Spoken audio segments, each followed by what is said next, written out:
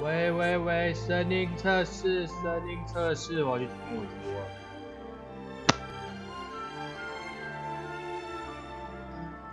Today's no good for going out.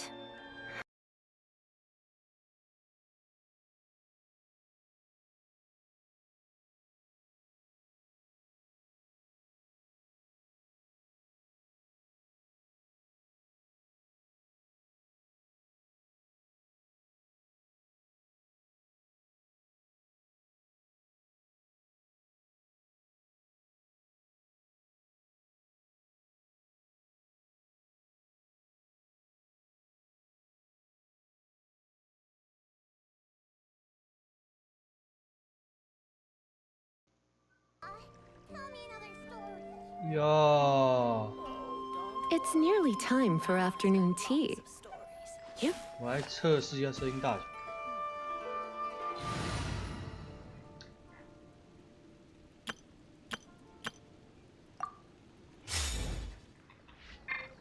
Into the wind. Sorry, pal.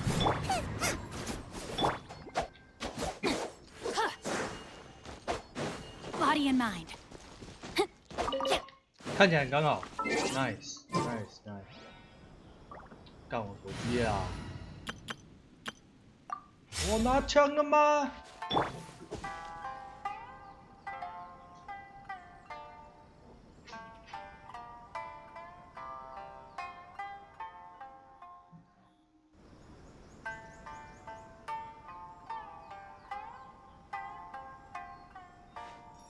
呜！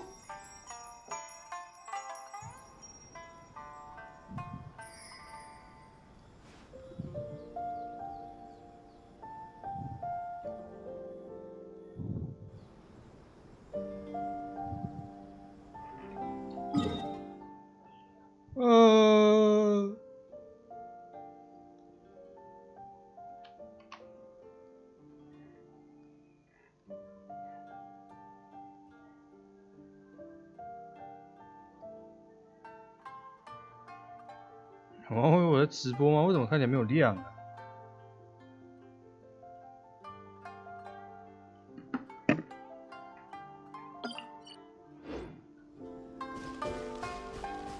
呀，解杀任务先呢？搞，叽，嘎，rock。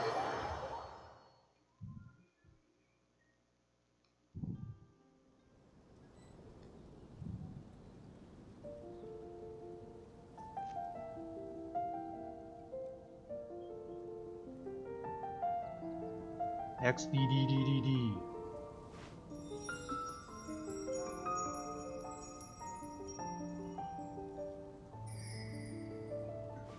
XDDDD。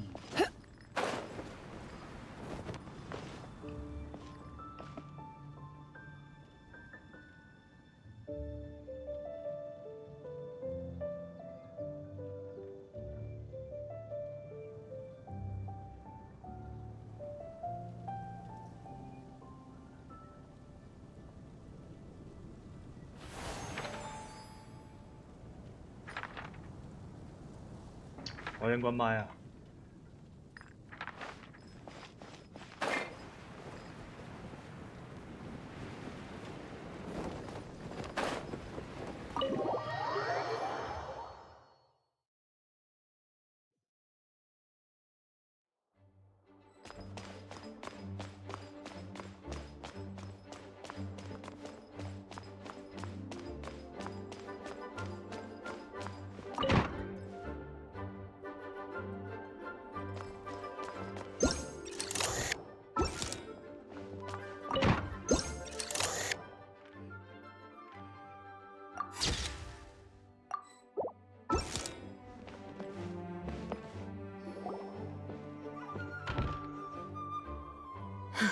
Thank you for coming on such short notice, Honorary Knight. I know, well, to make a long story short, there's a particular matter at hand that the Knights requires your assistance with. Yes, it has been one thing after another recently. Neither myself nor any of the Mondstadt garrison are able to catch a moment of peace. I have recently received multiple reports from the Knights of someone within the Lawrence clan having close dealings with the Fatui. The Fatui? Again? Oh, but who are the Lawrence clan? There was a dark period in Mondstadt's history when the aristocracy ruled over the city. The hard-won freedom that followed with the fall of Decarabian was lost once again as slavery spread throughout the land. The first Dandelion Knight, Vanessa, spearheaded the revolution that overthrew the old aristocratic system and established the Knights of Favonius, leading Mondstadt to become the city that you see today. The aristocrats that had oppressed the people of Mondstadt were none other than the Lawrence clan. Oh, Paimon gets it! So the clan's descendants are now scheming with the bad guys to carry out more dubious deeds. We suspect as much, though we have yet to obtain any solid evidence. The reason I summoned you here today is to ask you to help us further investigate this matter. Unfortunately, the Knights of Favonius and the aristocracy have been at odds with one another for as long as I can remember. We've already considered every possible way of resolving our differences, but it seems the descendants of the aristocracy remain antagonistic towards the Knights. No matter what stance we take when dealing with them, the outcome is always the same. Our efforts only result in adding more fuel to the flames. We could come knocking on their door on the grounds of a search warrant, but if the investigation were to come up empty, I'm afraid tensions and distrust would only increase. All of our past efforts would have been wasted.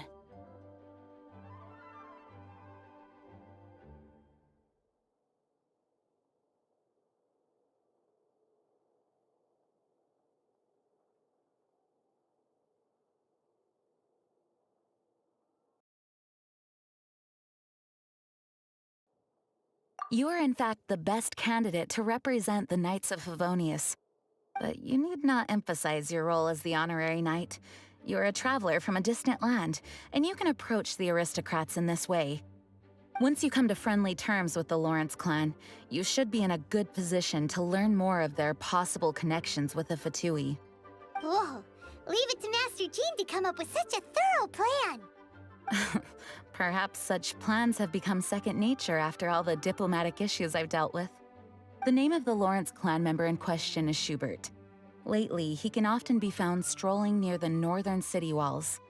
It is said that he is difficult to get along with due to his temperamental disposition, but if we approach him calmly, then things should go off without a hitch.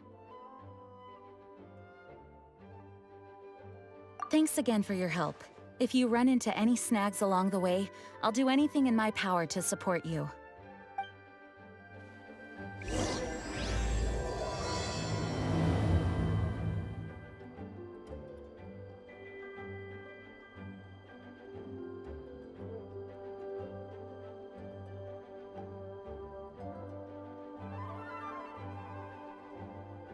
Schubert can be quite touchy, so it may not be easy to get along with him at first.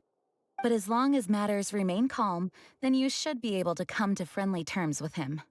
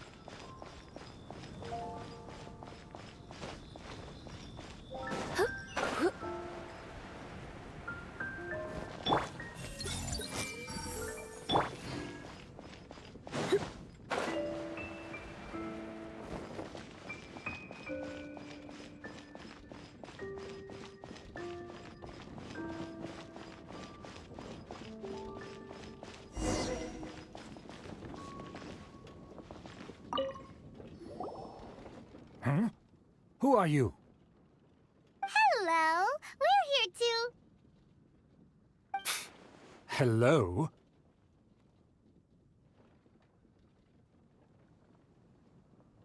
Did I hear you correctly? Hello? Huh. And I suppose you think that you can simply strut up here and greet me in such an ignoble and vulgar manner? Given that I don't recognize you, I can only assume that you are a traveler of some variety. I'll have you know that you are speaking with the Schubert Lawrence, a blood descendant of the magnanimous nobility. If you wish to address me, you'd best consider your words more carefully. Such nonchalant manners are inadmissible and will never do.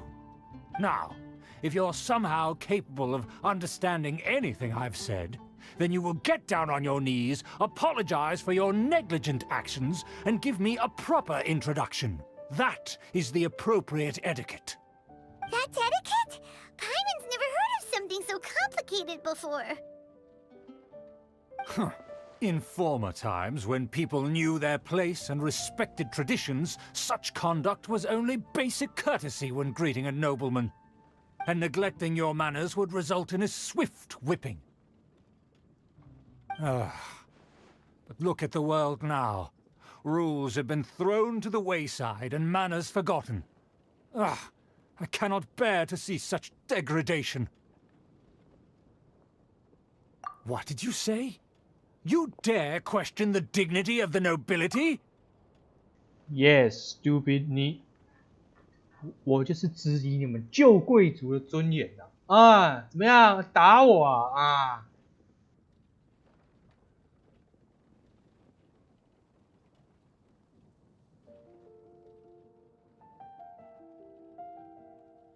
I'll have you know that though the Lawrence clan is in decline, myself and others of noble blood are looking for a chance to restore our rightful honor. Just look around. The people are unruly and undisciplined. I, however, strive to retain the elegance and etiquette of the nobility. After all, we are of a completely different breed by birth. Save your words. I find your manners and bearing repulsive. I have nothing to discuss with the likes of you. Besides, I am in no way obligated to instruct commoners on basic courtesies. Now I have more pressing matters to attend to. I'll take my leave. So this is what Master G meant by difficult to get along with. Let's head back and talk things over with her.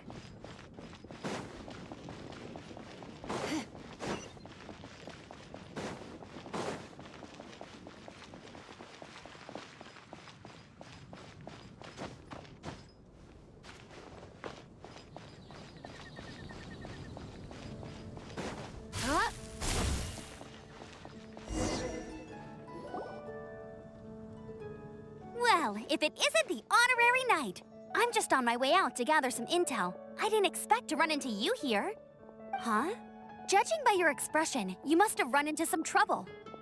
Master Jean tasked us with a special assignment, but things seem to have run aground for the moment. No need to get down on yourself. Sometimes things just don't turn out as planned. Even I can't guarantee useful intel every time I'm dispatched. You just have to keep at it and never give up. Hey, why don't you let me try to help? What's the problem? Master Jean asked us to build a connection with someone named Schubert Lawrence. But it turns out that he's a peculiar character that doesn't listen to anyone, especially Paimon. Aha, Schubert! I know him! Let me guess, he said you didn't have any manners. I've been on the receiving end of his lectures many a time. The Lawrence clan can be very particular about such things.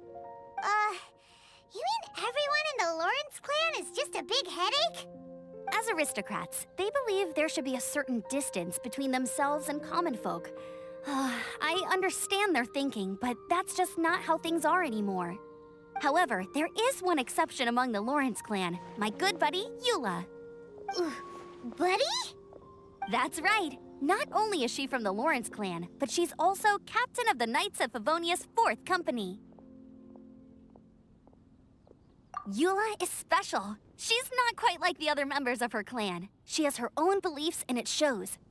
In other words, she doesn't really adhere to the strict rules and conventions of her family. However, she's still quite knowledgeable about dealing with the Lawrences. I'm sure you'll see what I mean if you meet her. That's strange. If Eula is a member of the Lawrence clan, then why would Master Jean choose us for the task? Couldn't she just ask Eula? Well, it's a little complicated. Basically, the Lawrence clan has frowned upon the fact that Eula joined the Knights. Her family members don't particularly care for her. In their eyes, Eula is nothing but a traitor to the family.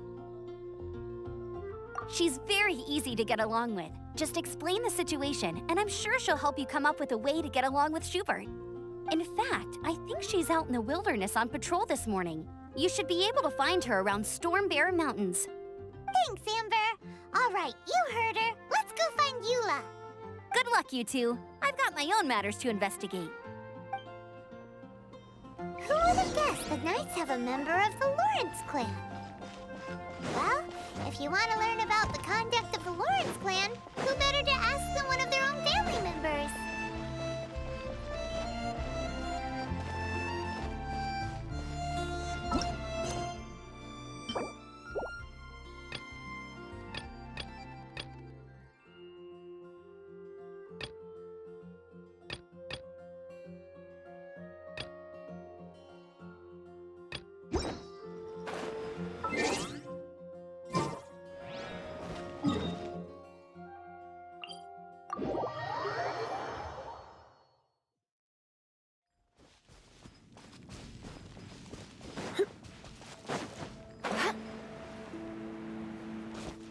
I see everything.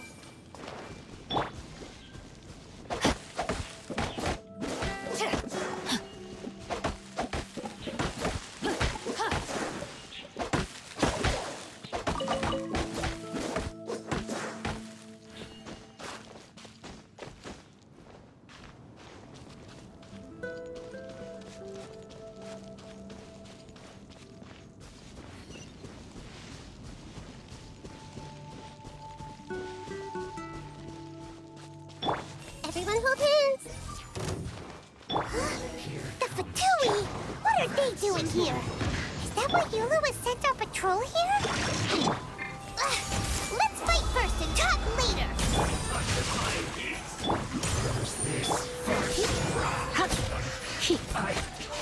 Miscalculated.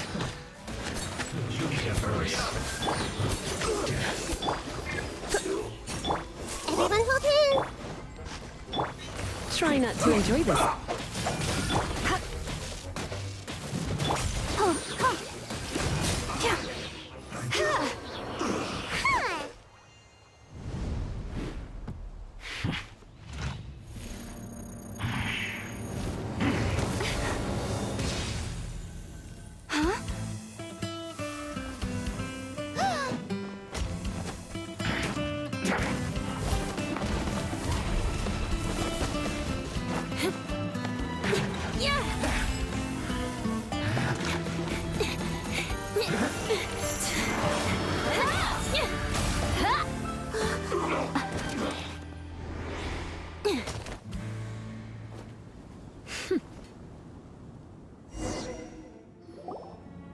You don't think twice before reaching for your sword, do you?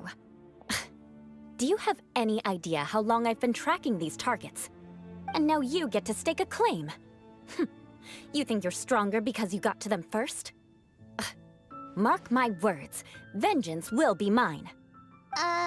What? That's right. I heard the commotion and came as swiftly as I could, only to find you two already fighting the Fatui. Not only that, you are making quick work of them too. If I didn't make my move, you would have been able to take all the credit. Still, I'm glad you're unscathed. Confronting that number of Fatui at once can be dangerous. Sorry, Paimon doesn't understand what you mean, but thanks for your concern. Concern? Why would I be concerned for the safety of my arch-enemies? Arch-enemies? Wait a minute! You were saying how glad you were that we were unscathed a second ago! By which I meant, if you were injured, I'd have to escort 2 strangers guilty of stealing my targets all the way back to Mondstadt. Which would mean you'd cause me even more trouble. My vengeance would be swifter still. Huh? So that's how you see all this? Yes, that's me. Paimon thinks she's pretty strange. Although at least we can communicate with her. You dare to call someone you've just met strange? Forget the aristocracy. That's rude even by normal standards. Speaking of which, how do you know my name? This is the honorary knight of the Knights of Favonius. And speaking of rude, we're trying to investigate an aristocrat named Schubert Lawrence. He's so obsessed with etiquette that he's not even willing to speak with us. I understand now. That's my uncle, all right. But why do you mean to investigate him? I see. You have some nerve to faming a family member right in front of me. I will have vengeance for this too. No! This is an assignment from Master Jean! It's just an investigation, that's all! To the everyday citizens of Mondstadt, everyone in the Lawrence clan is scum. It's natural for rumors and unwarranted gossip to lead to such suspicion. Hard to avoid such a reputation when you're known as the ruthless rulers of Old Mondstadt. Oh, so that's what you think of me? Yet another transgression to avenge. But didn't you say it first? Oh.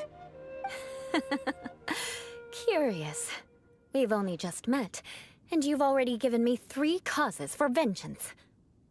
It's been a while since I've encountered anyone as interesting as you. I assume you need me to teach you the conduct of the Lawrence clan. Only then will you finally be able to communicate with my uncle, correct? That's right. Amber told us to come and talk to you. Well then, let's begin your training immediately. It'll be easier to train when we're back in Mondstadt. We'll require other people. We can put that aside for now. Besides, if it's the acting Grandmaster's assignment, and Amber's the one who recommended me, I should comply. Paimon's confused. This girl's all vengeance this and revenge that. But she doesn't seem the least bit angry. Still, Paimon has met bigger weirdos before.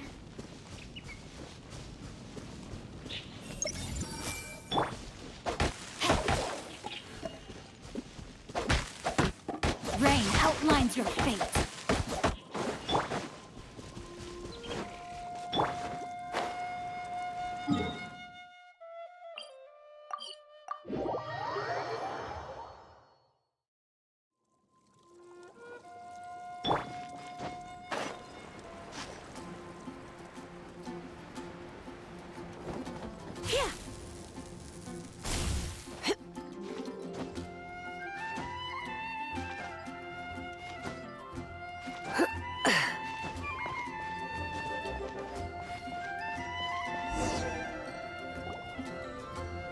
You finally arrived.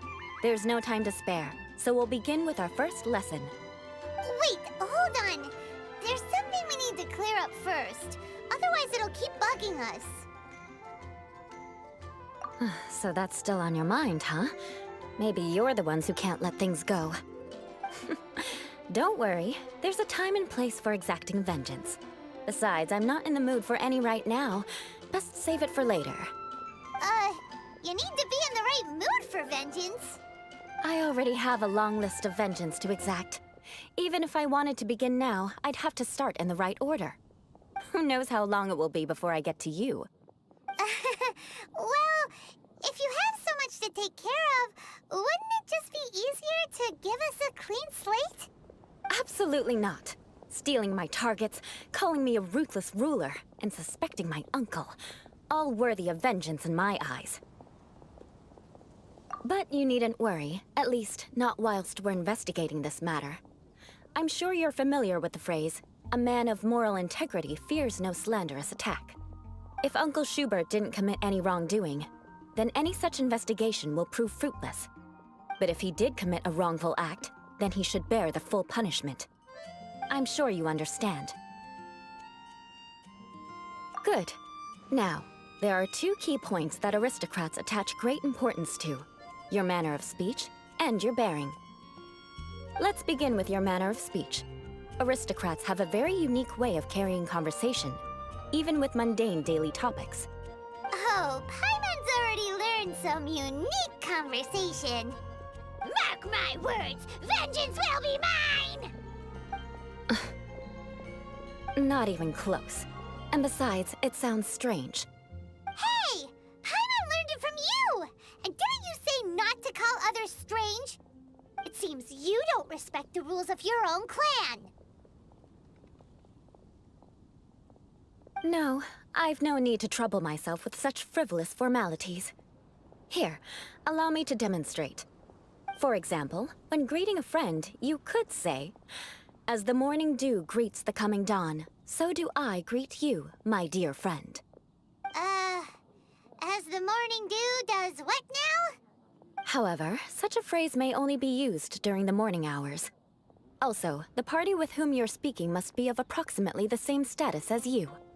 Morning dew is not uncommon, so it expresses that friendship should not be measured by value, yet also suggests that friendship between aristocrats is pure like water. Oh, no. You must be prudent with your words. Calling someone a good friend could easily offend them. But didn't you just say my dear friend in your example? Paimon's confused. Yes, I did. But you must know in the Lawrence family, dear friend is a set phrase that can only be used towards certain friends with whom one is acquainted, but not particularly close. It sounds much more pleasant to call an acquaintance a dear friend. So another thing to remember, aristocrats are concerned with face and being polite. However, if you were to use dear friend to address an intimate friend, the recipient would think that you were deliberately trying to estrange them. This is only the first step in making a greeting. After addressing one another, you then exchange courtesies. Wait! This is all too abstract. Perhaps it would be better if you gave some real-life demonstrations.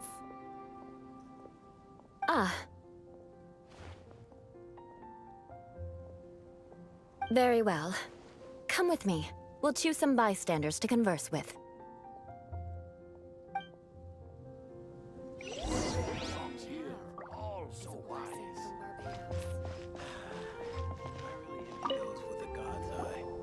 Oh, you're Eula of the Lawrence clan, right? This can't be good. You there, lowly laborer. You stand in the presence of a member of the illustrious Lawrence clan. I have words for you. Please acknowledge the glory bestowed upon thee by the nobility... what comes next? Oh, right. By solemnly kneeling to the ground with utmost sincerity. Huh? I can't make heads or tails of anything you're saying. Hold on. What did they always teach me? Whenever a dispute arises, protection of your family's prestige and dignity always takes precedence. Got it. As a lowly commoner, you shall maintain absolute reverence when speaking with those under which you so graciously toil. How dare you speak in such a manner? Is everyone from the Lawrence clan so strange? The days of the Lawrence clan's tyranny have long passed. I don't care what you're trying to do, just beat it. Like I said, I don't care what you're doing. I have nothing to say to any member of the Lawrence clan. And here's a word of advice. I wouldn't be caught dead walking too closely with any one of their like in Mondstadt. If that's all, I'll be going. I'm afraid I won't be able to control myself if we talk any longer. Hey! Don't leave! Halt! Mark my words, vengeance will be mine!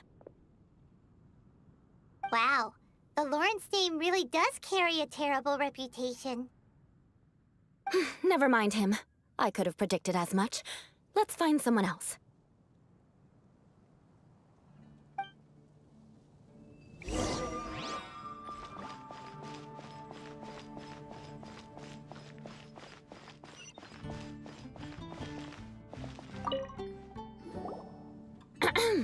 You there, lowly toiler.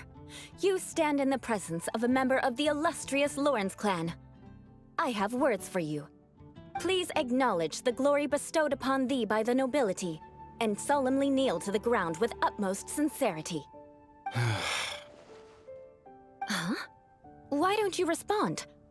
According to the custom, I must wait until you kneel completely before I can say the next words. Ah, right. I mustn't look at you too long, or I'll be drawing more attention to our difference in status. Oh dear, I've already stared at you for quite a while. Fine. You may spare yourself the formality of kneeling, as it may be a little inconvenient. I shall continue. Oh, wait. I think there's a line for people with rude attitudes in this situation. Hey, stop bothering me or else I might say something you wouldn't like to hear. Then again, I've got no words for anyone from the Lawrence clan. Again? What's with this attitude? Yes, I don't think his attitude will change. If I keep grandstanding like this, the outcome won't be good. Let's try to find someone else to talk to. I'll remember your unwillingness to comply. Mark my words, vengeance will be mine. Listen, I have no idea what she's trying to do, but trust me, you two should just keep away from her.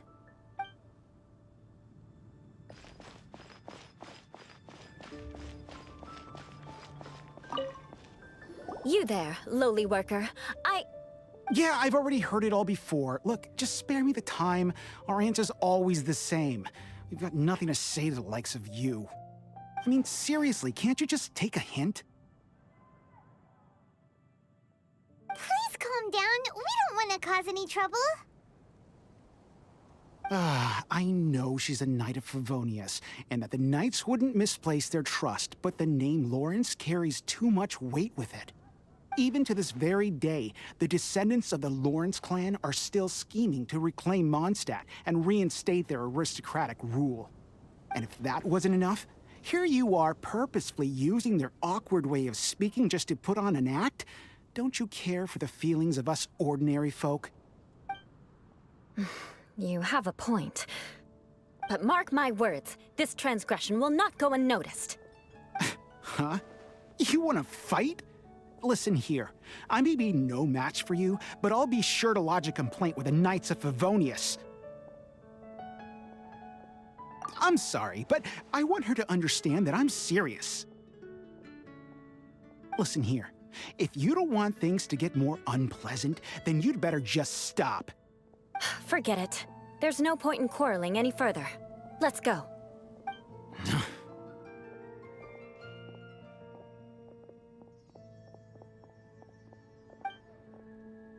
It's all right. This happens quite often. Let's find someone else to talk to. Paimon thinks we've seen enough now. Let's just stop. Actually, Paimon thinks we should apologize for asking you to demonstrate for us. We had no idea the feelings between the Lawrence clan and the people of Mondstadt were so bitter. What can we do? The Lawrence name is already a dirty word among every household in Mondstadt. Even 3-year-olds know the story. I see this kind of attitude all the time. Don't worry. What with me being a Knight of Favonius, they're usually willing to speak a few words with me. Perhaps my aristocratic manner of speech provoked them today. Believe me, it's not a big issue. So this is the way things are normally for you? There's no need for them to direct their anger at you personally. That's the way things are. Perhaps it's just fate for those who have made mistakes. Accepting punishment is only fair, right? But when your family has committed atrocities, I'm afraid there's no easy path to reconciliation. As memories are carried in the city breeze, the faults of such grievances are passed from one generation to the next. It is now my turn to bear this burden. At least I have a means of living a relatively normal life compared to the elders of my family. I have nothing to be discontented about. Yeah, why were you so willing to try and demonstrate for us? Oh, that reminds me. That last person will not escape my vengeance either. Let's leave it at that. Just think of it as something I like to do. But unfortunately, you probably didn't learn much from those conversations. It seems we have no other choice but to find more people to talk to. No need! Besides, the Traveler's pretty sharp, and nothing gets in our way on an adventure. Paimon thinks we got the gist of it now. Right? Right? We'll just have to roll with it for now. Let's just keep Eula from getting anyone else riled up. Well then, I'm glad you learned something. You're already halfway toward mastering aristocratic conduct. A proper manner of speech is more aesthetic than anything else. It stems from their taste for refinement. But we must also practice your bearing. I have a very effective way of training for this. Come with me to Dragonspine.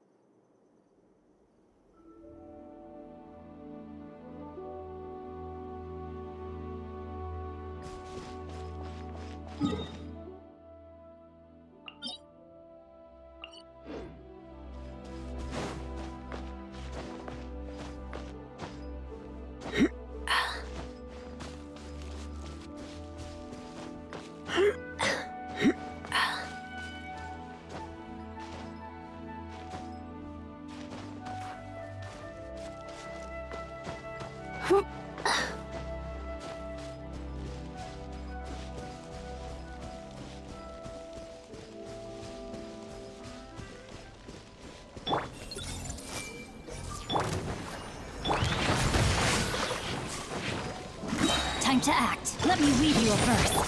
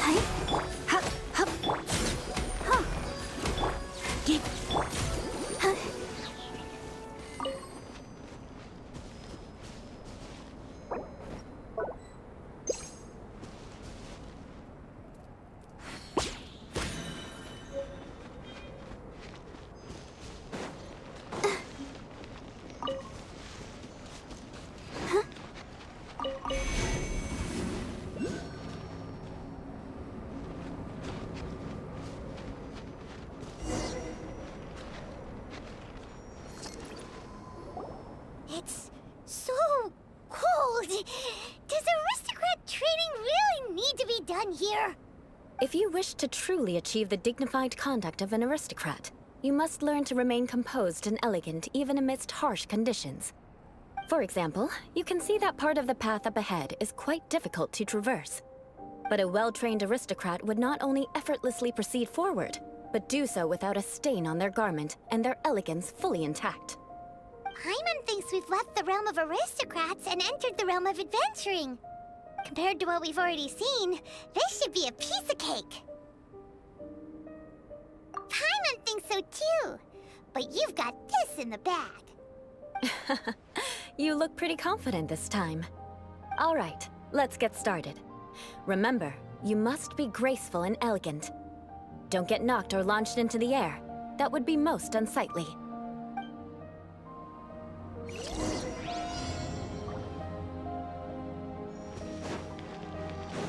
That won't do. You've exposed your shortcomings. No need to worry. Head back to the starting point and try again. It'll be difficult at first, but the key is to remain patient. Let's try. Remember, you must be elegant. Don't get knocked or launched into the air.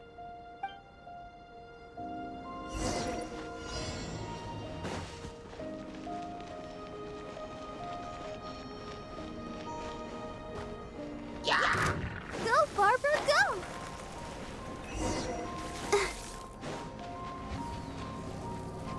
Go, Barbara, go!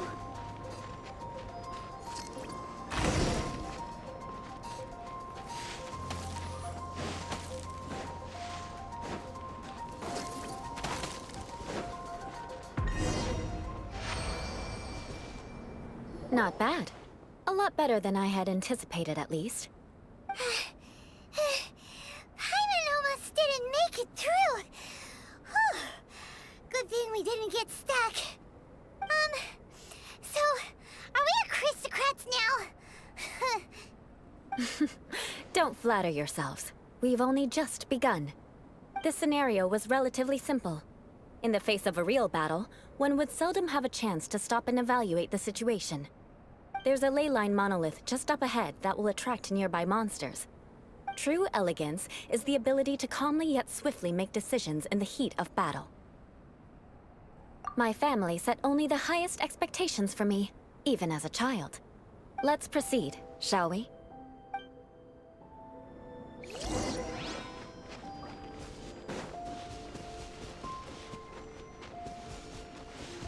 This is the ley line monolith. Go ahead, activate it. But be careful not to get launched into the air or frozen while fighting. That would be most unsightly.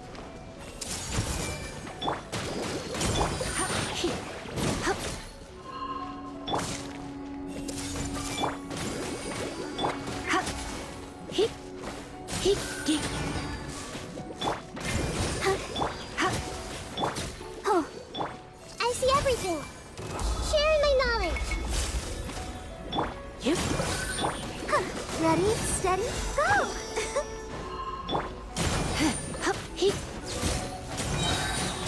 Surrender and I'll be gentle. You? He? Hey!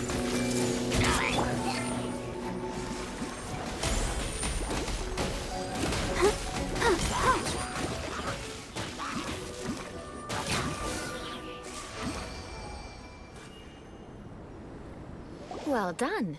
Your performance was most impressive. And you managed to remain calm even in these grueling dragonspine surroundings. I'm starting to wonder if even I could have done the same. Given such an outstanding performance, it seems there is little left for me to teach you. Like Paimon said, adventuring is our specialty. So, that's it for our training, right? Then let's get out of Dragonspine before Paimon turns into a popsicle. Hold on. I was commending the Traveler's performance just now. You, on the other hand, seem to have made no progress at all. What? You mean Paimon was also part of the training? Yes, of course. You were frantically flying and dashing about throughout the entire thing. Not an elegant sight at all. Did you even listen to anything I was trying to teach you? Hey! That's not true! Paimon was just focusing on you the whole time! Whatever the reason, not heeding my instructions. A cause for vengeance, perhaps. Now, drink this. Huh? What is it? Are you trying to poison Paimon? Certainly not. It's warm milk. Didn't you just say that you were freezing? Drink it and it'll help warm you up. Oh, thank you. Are you still planning on the whole vengeance thing? If I wasn't, then why would I care about you being cold? If you turned into a Paimon popsicle, that would ruin my plans for vengeance now, wouldn't it? So, dear friend, don't die on me out here. Ah! Paimon knew something was off! All in the name of vengeance. No need to thank me. Now then, given that your training is complete, it's time we return to Mondstadt. Our last step will be preparing a cordial gift to present to my uncle when you meet him. I already have something in mind. Let's pay Sarah a visit at Good Hunter.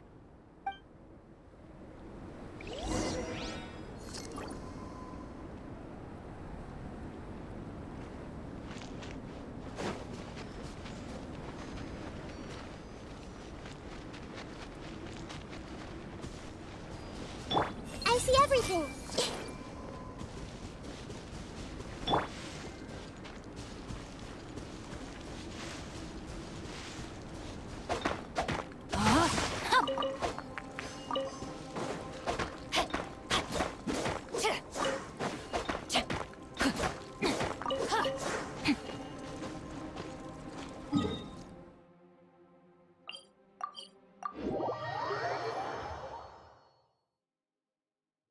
Great weather for practicing martial arts, but perfect weather for reading.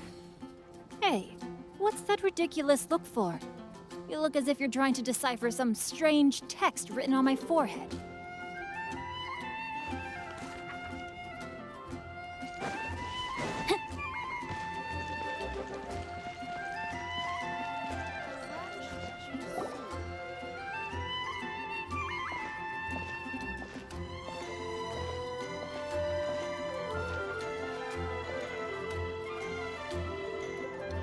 Oh, hey, Eula. I see you've met the honorary knight. We meet again, Amber. Seems we're just bound to run into you these days. Well, I just got back and was thinking about grabbing a bite at Good Hunter. But now that you're here, why don't we all eat together? Very well. It's been some time since we've last shared a meal together. Come, take a seat. We can discuss my uncle's gift while we eat.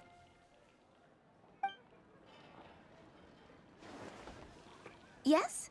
Is there something else you'd like to order? Could you please prepare a serving of my uncle's favorite, gebratenes Fleisch mit Sauerkraut? We'll take it as a gift to him later. Coming right up. It'll take some time to prepare. I'll have it here at the counter once it's ready. Hold on a moment. Is this satisfying salad also something that Amber ordered? No, she didn't order it. But because she didn't order any vegetables, I thought I'd throw in a salad on the house. You know, to contrast all the meat dishes. So, we clearly didn't order this, yet you prepared it without authorization. Mark my words, this transgression will not go unnoticed. You're gonna take revenge on her for giving us a free salad? You should know me by now. That's the kind of villainous character I am. Well then, please wait a moment while I get the dish for your uncle started. Delicious unauthorized delicacies. Sarah will pay for this. Why would you choose gebratenes Fleisch mit Sauerkraut as a gift for your uncle? Hyman's never even heard that dish before. This dish isn't actually on Good Hunter's menu. Only long-standing patrons such as my uncle would know about the dish. The old aristocrat seemed to take a liking to it. Because of the sour flavor of the sauerkraut, not too many people are fond of it these days. I guess it's become less popular over time. Eula treated me to the dish once, and I couldn't even finish a bite. I've nicknamed it gebratenes Fleisch mit Vengeance ever since. Ugh. I never expected us to have such completely different tastes in food. If I weren't in such a good mood, I'd say that constitutes grounds for transgression.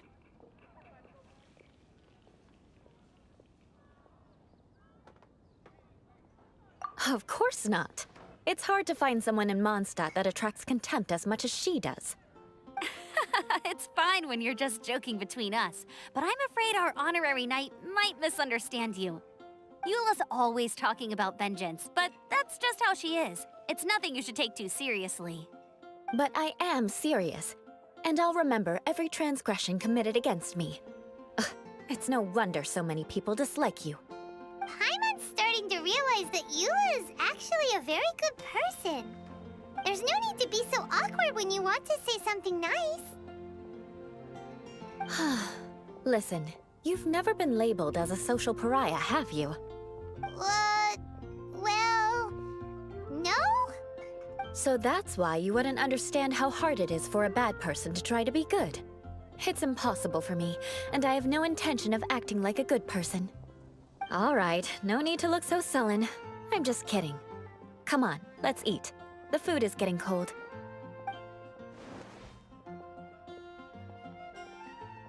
Oh, I'm stuffed. I'll see Sarah about the bill. No need. I've left the mora under the plate. If you try to settle it with her in person, she won't accept payment for the salad. Don't underestimate my ability to exact revenge. Sarah won't get the upper hand this time. All right, next you should pay my uncle a visit. He has a small camp at the top of the mountain near Springvale. He usually whiles his time away there when there's nothing else to do.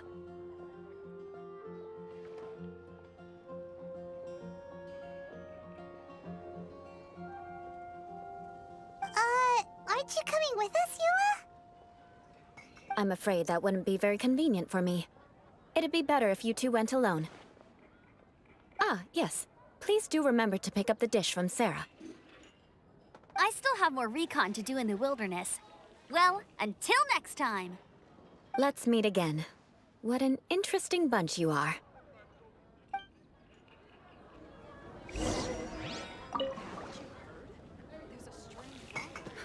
Which should I choose?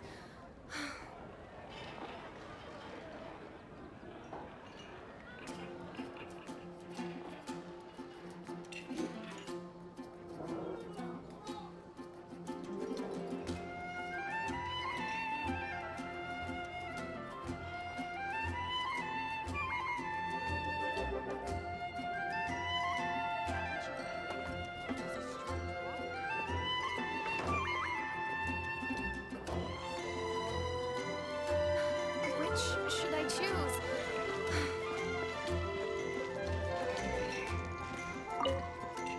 Here, the Gebratinous Fleischmitz sauerkraut is ready to go. Be sure to eat it while it's hot, otherwise the flavor will be spoiled. And by the way, don't worry too much when Eula says strange things. She's actually a very good person. Paimon's been meaning to ask. No one could stand the sight of Eula when she was trying to speak with the others in Mondstadt earlier. But she seemed to get along fine with you and Amber just now. What's up with that? The people of Mondstadt don't take kindly to anyone bearing the Lawrence name. They are unable to see past her family, therefore they don't actually see Eula for herself. So no matter what Eula tries to do, it's seen as a wrongdoing. It essentially strips the meaning of anything she tries to accomplish.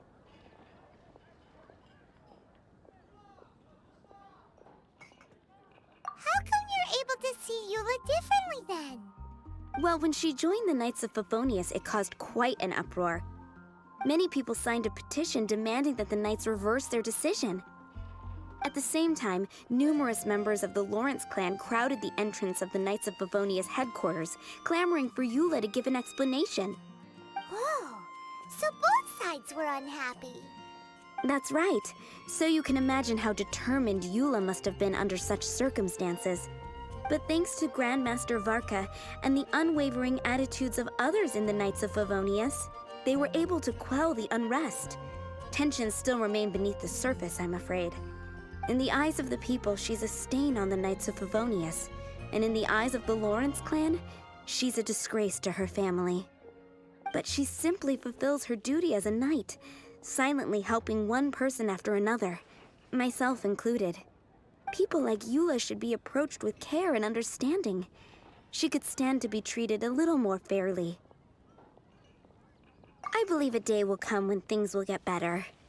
Once everything's settled, we should go talk to Eula again. Paimon thinks we know how to communicate with her now. I'm glad.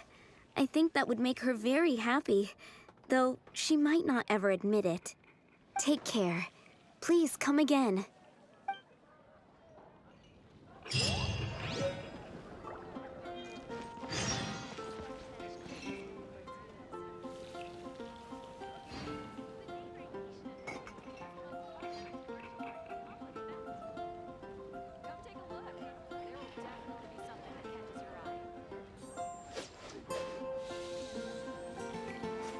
Today's recommendation, which should I choose?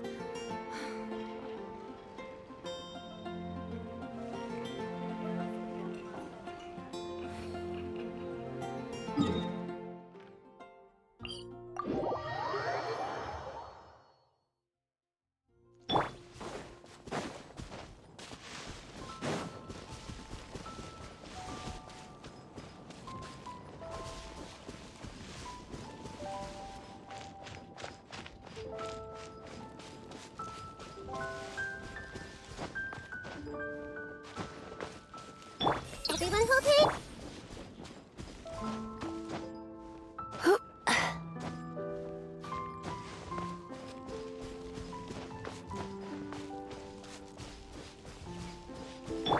Hey!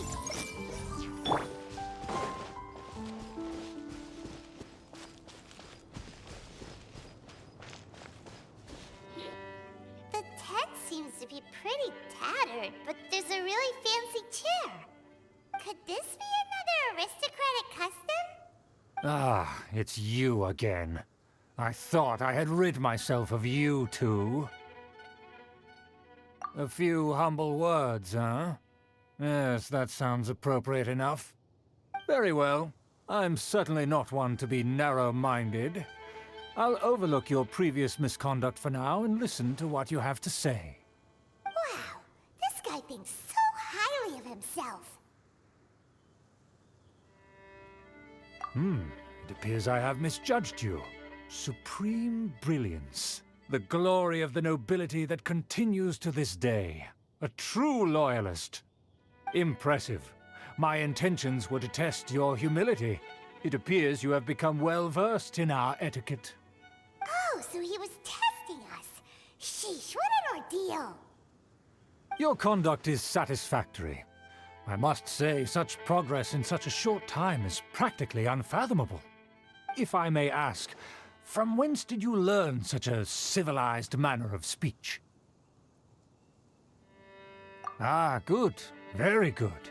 You are bright, and compared with the common folk of Mondstadt, you certainly have potential. If you were of aristocratic blood, your prospects would be promising indeed. By the way, we brought a gift.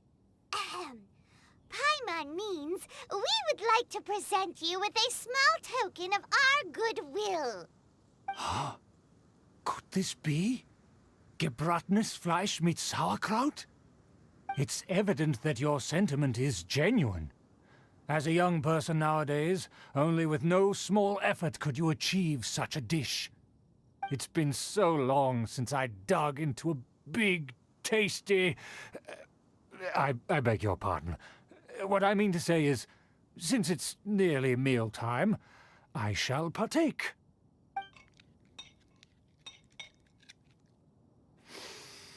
Ah, yes, this aroma, just as I remember it, and this exquisite sour flavor.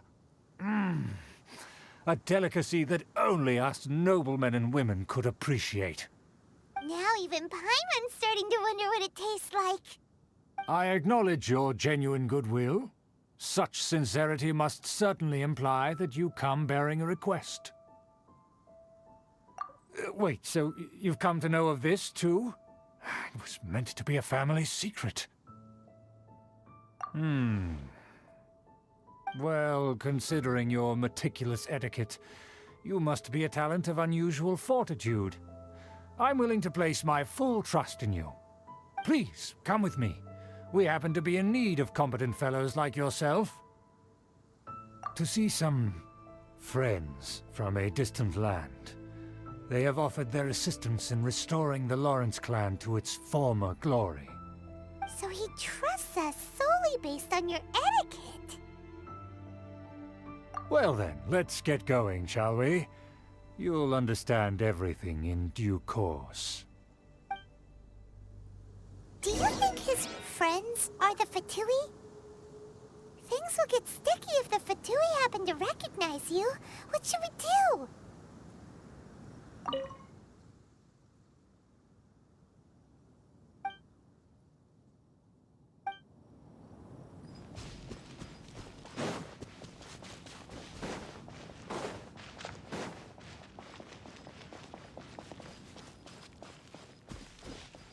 I see everything.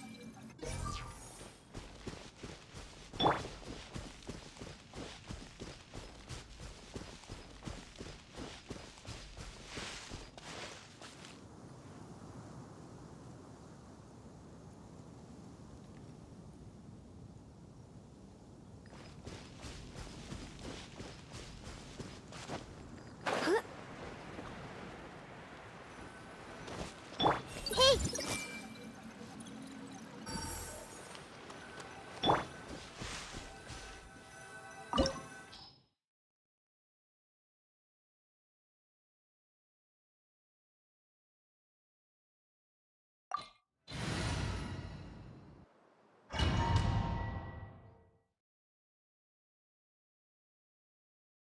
Huh? Why have you put on a mask all of a sudden? Even if they are powerful, our status is much higher than theirs in the land of Mondstadt. And therefore, we shouldn't allow them to admire our true faces so easily. I see. Good thinking. Paimon thought for sure they'd recognize us. Let's proceed, shall we? I'll introduce you as my guest.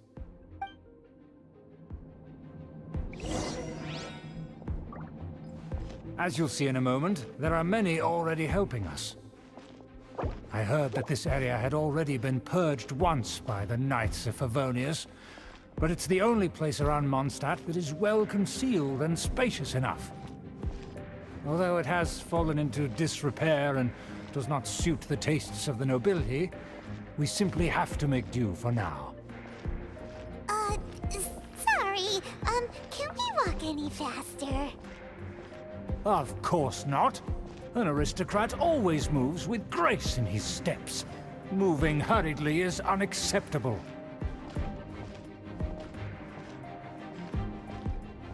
As expected, it's the Fatui! As expected? Because we always see them around the city. They must be very powerful. Huh. Nothing more than foreign ruffians with power and the ability to flaunt it. But they are favorable business partners.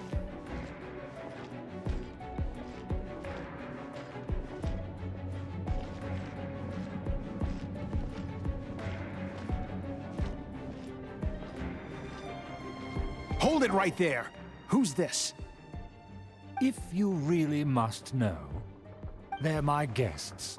If you happen to offend them in even the slightest, then you will be held accountable by the Lawrence clan. But this matter is of utmost secrecy. We must exercise caution. You dare question the ways of a nobleman? I don't have time for this. Make way. No need to sound all high and mighty like that. Fine. You may proceed. Good thing you're with us. They don't dare to question you. Of course. That is the benefit of prestige. In past times, it would be a dire offense to speak to a nobleman in such a manner. We could determine a person's fate with the blink of an eye. Huh. And such glory will return to me again before long.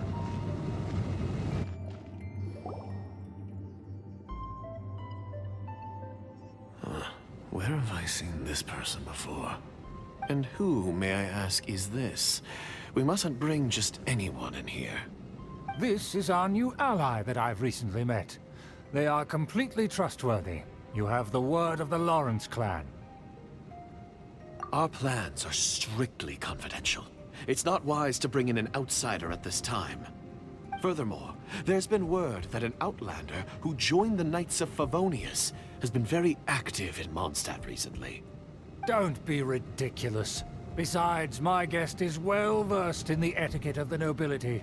I must treat them with the proper mutual respect. The Knights of Favonius pay no regard to such details. They could never understand the intricacies of our etiquette. And what about this thing? You mean Paimon? Enough! You dare question my word?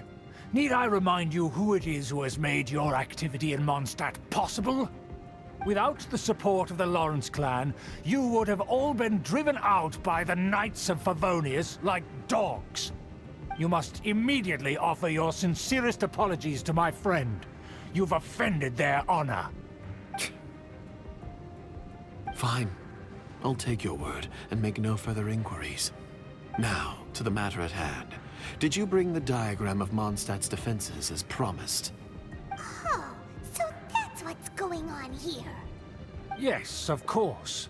Here it is. Let me see. Huh. Why is it so poorly drawn? Everything's so squiggly and crooked. And what is this shape supposed to be? Excuse me? I'll have you know that I went to great lengths to carefully draw this map by hand myself. That shape is the symbol of the Knights of Favonius. Huh, I see. Crude, but I can make do. Are you able to verify that this is all reliable information? Of course, you needn't worry about that. Don't forget what we agreed upon. The flag of the Lawrence clan will fly above the Knights of Favonius headquarters. The rights to that building, as well as the whole of Mondstadt, belong to the Lawrence clan. Yes, we will both profit from this agreement. There's no use haggling over the details. We will make good use of the intel you provided. Also, be certain not to divulge our identity. There would be diplomatic consequences, you know. Don't worry, this matter is only between you and I. And my new friend here. No one else will know of it. Once this is over, I shall stand atop the Favonius headquarters and rebuke their pathetic rule over Mondstadt. Then, the city and all its people will once again be under the rightful and unwavering rule of the Lawrence clan. Perfect. Just as it once was, and just as it should be. May I remind you once again that we mustn't act rashly. That is all, for now. Very well. Huh? What are you doing? That's right! It's the Honorary Knight and their trusty companion, Paimon! We're here to crush your evil schemes into dust! Dust! So this was all just a ploy to deceive me! It's your own fault! Who would put so much trust in someone based purely on their manners? After so much planning, this is how it ends? Huh! We'll see about that!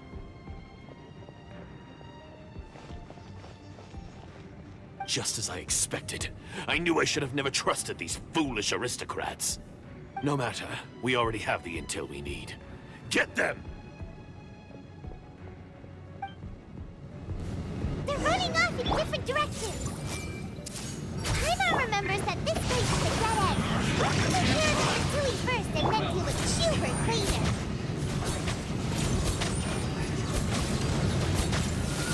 The door is open. Let's go! Is that Eula?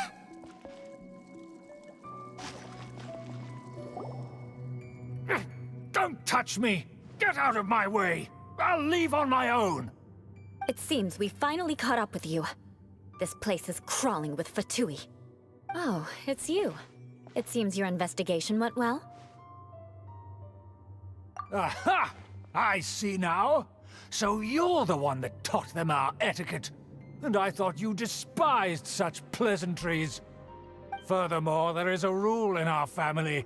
Such traditions are never to be taught to outsiders. Ah yes, rings a bell. So what? I had no reason not to teach them. You have brought shame to our family and ruined my plans. It's all for naught now. I know that you poured great efforts into these plans, Uncle. But you are well aware that it was not the right thing to do. As a Knight of Favonius, I could not overlook your actions. Knight of Favonius? Let's get one thing straight. I am your uncle, and you are a member of the Lawrence clan. You should strive to restore your family's glory. You still have a chance. Defeat every Knight of Favonius here, and leave with me. Then I shall plead with the family to spare you and give you a new beginning. So just to be clear, you want a Knight of Favonius to attack the Knights of Favonius? I shall say this one last time. You are not a Knight of Favonius. You are a descendant of the Lawrence clan. The blood of the Lawrence clan flows in your veins. You must comply with the will of the family. Since when have I ever complied with the will of the family? Why, you unruly maid! If anyone should be angry, it should be me. As a member of the Lawrence clan, you knowingly plotted against the city of Mondstadt and threatened its safety. Had you ever stopped to consider the trouble it would bring to so many people? Had you considered how many enemies you would make trying to keep the plans under wraps? You dare lecture me? That's right. In the name of the family that you so dearly revere, Uncle Schubert. I've never experienced the age of glory you always speak of, and I've never understood our family's incessant pursuit of it. But I am capable of discerning right from wrong, and I deeply understand what freedom means to the people of Mondstadt. The Lawrence clan should never and will never become what you've dreamed it to be. Oh, the disgrace of it all! How could such a rebellious monster emerge from our own family? Things are starting to get pretty hysterical here. Politeness and elegance seem to have gone out the window. That's enough fuss for today. You two, take him away. The honorary knight and I have other matters to attend to. Given that you've already taken action, I assume you've come across some conclusive evidence? Paimon took a peek at their diagram. Your uncle had mapped out all of the Knight's patrol routes and marked out key information about Mondstadt. And there was me thinking that he was just another elder of the family. And a lazy one at that. I never suspected he could stoop this low. So stubborn. Mark my words, vengeance will be mine. Let's discuss this later. Our first priority is recovering that diagram.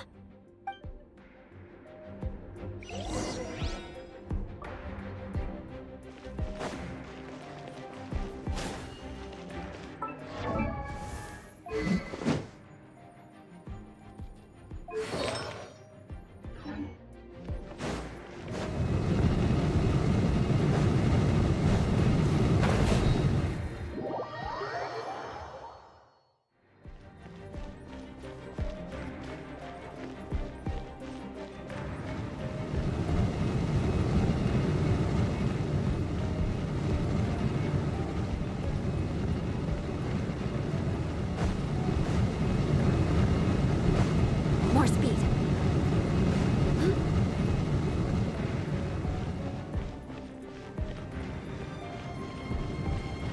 Beg for mercy.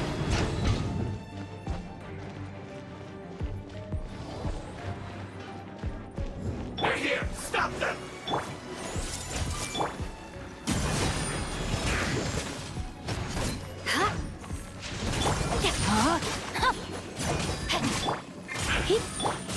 Beg for mercy. More speed.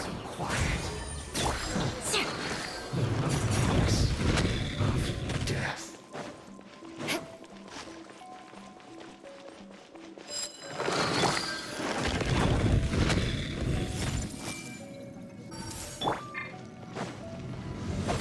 Rain outlines your face. No, my soul. Killjoy! We've only just begun. Rain cutter.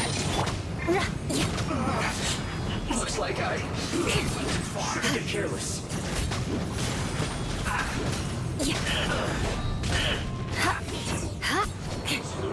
More speed.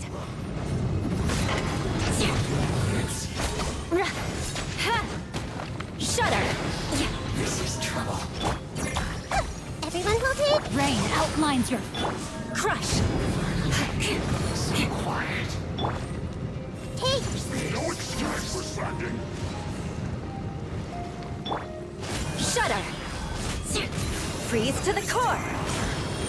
Crush. Quickly! Get out of my way! My work of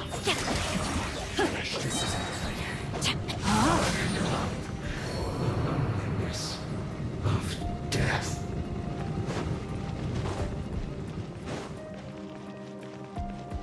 Shudder.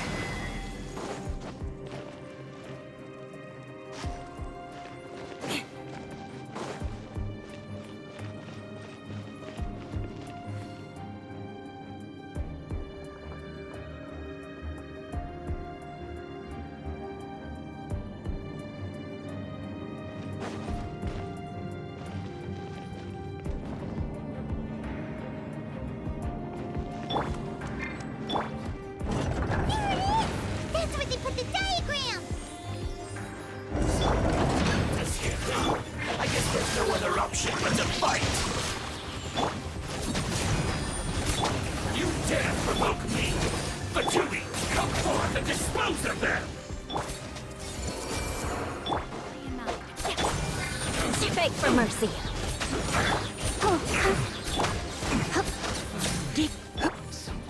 Everyone's okay? Shudder!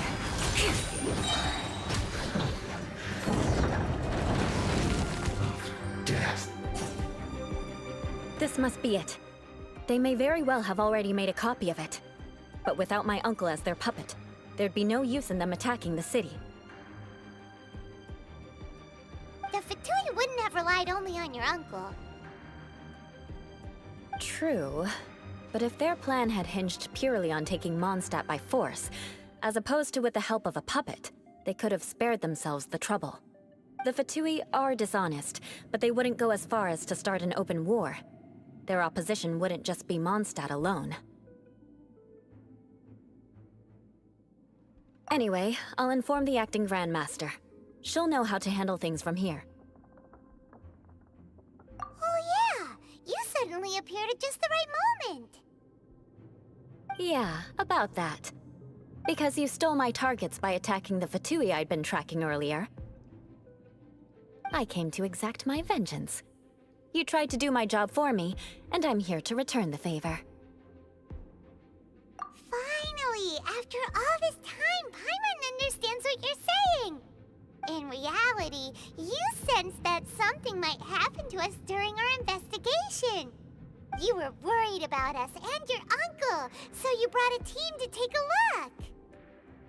My purpose was vengeance. Don't twist the story.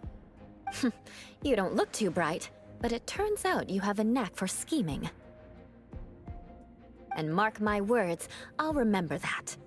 Hey! What do you mean Paimon doesn't look too bright? You have seeded a deep enmity between us. Just you wait. Even if you were to be completely destroyed, I would never forget you. Bring it on! I like your fighting spirit. I'll take this diagram back to the Knights of Favonius and take it from here. Sure. Well, see you around. That you will. And make sure not to steal my targets next time.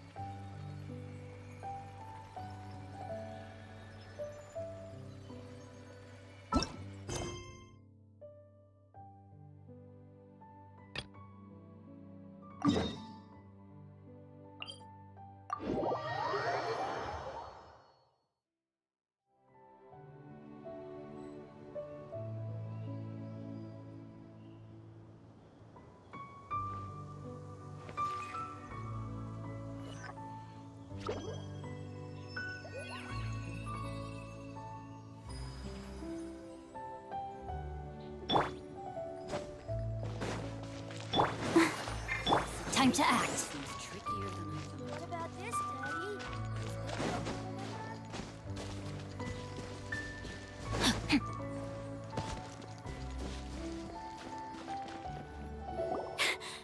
Sister Rosaria! So here you are! Choir practice is about to... I've told you already, I don't go in for that kind of thing. I've got more important matters to attend to. Oh, but this event has commemorative significance. The church hopes that all sisters will be present. Hopes? That's odd, because I don't recall a fulfill the hopes of others clause in my job description. I mean, sure, but... But what? You're the event organizer, aren't you? Do you not find it the least bit odd? What do you mean? This far out from Mondstadt at this hour? Even if you set out right now, I'll wager you'd still miss the opening ceremony. Who knows? Maybe this is someone's grand plan to make a fool out of you. Huh? Well, that can't be. People aren't like that. Evidence decides what people are like, not your feelings. Maybe you're a little too trusting of other people. Don't fret, nobody's gonna blame you if you go back empty-handed. I can't imagine anyone else was delusional enough to think I was gonna show up. But if you dally any longer, you really won't make it. You're right. It's a very important commemorative event. If I'm late, then... right, I've gotta get going.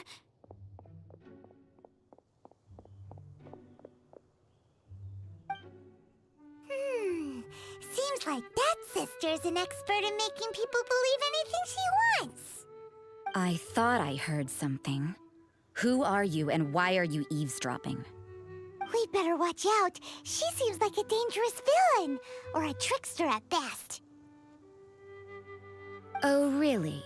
I'm a member of the long-standing Favonius Church.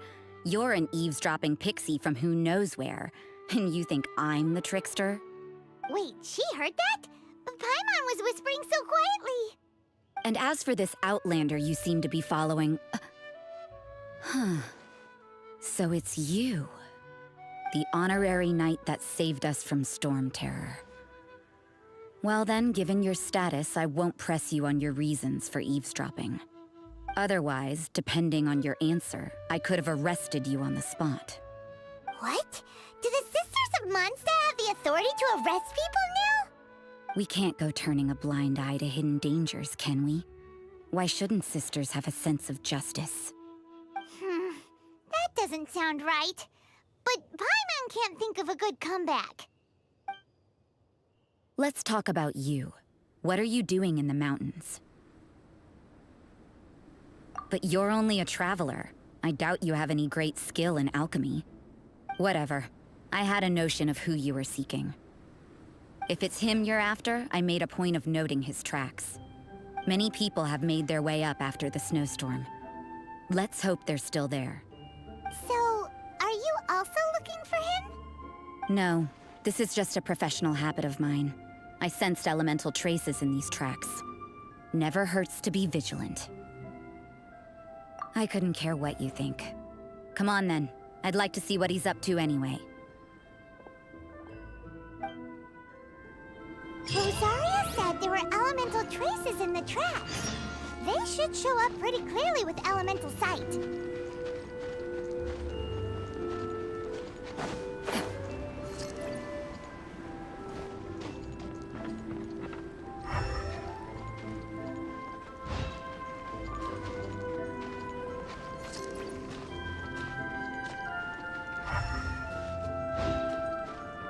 You know, little pixie, your ability to appear and disappear at will is very interesting.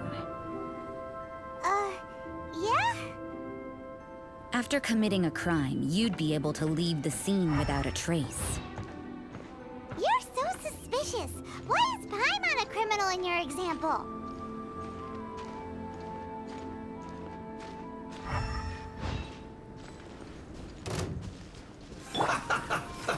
Let's move. Witness the power of Kawa! Know my sword! Hit! Hit! Hit! Hit! Hup! Hit! Hit! Hit! So quiet. Let's not waste time. Hit!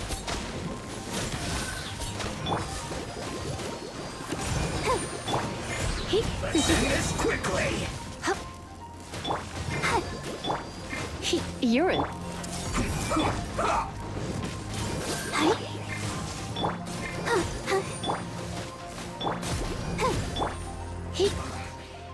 Yes, this is it.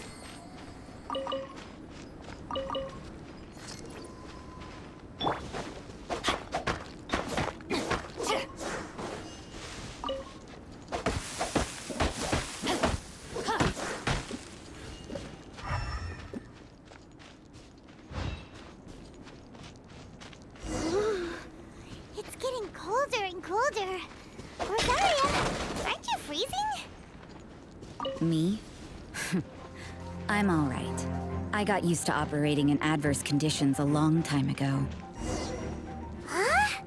Seems like there's more to being a sister in the Favonius Church than Paimon realized.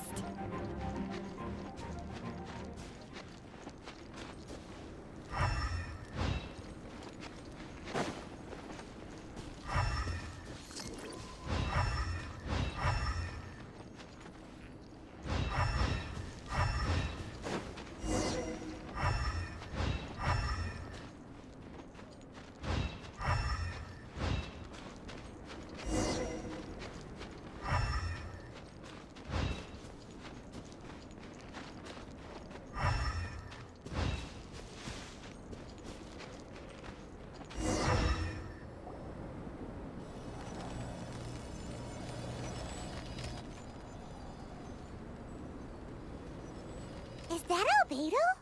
Why would he hang around a place like this? The word on the street is he loves painting. He'll hang around anywhere for a good landscape. The views and scenery here are pretty good. Potential paintings everywhere you look.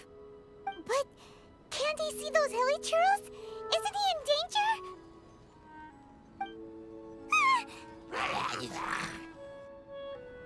Uh-oh. Looks like we startled them. Enough talk! Let's take them out of the picture first!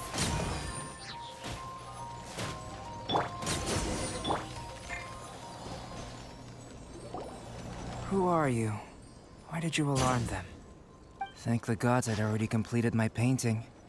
Would have been a shame to leave these particular hilly churls unfinished. What's up with painting hilly churls? What makes them so interesting? I'm afraid the answer isn't easy to explain. If you'd like to have a look at my painting, it may give you a clue.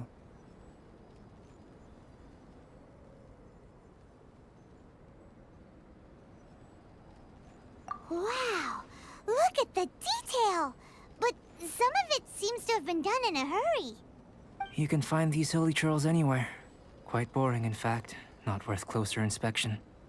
But take a look at this specimen.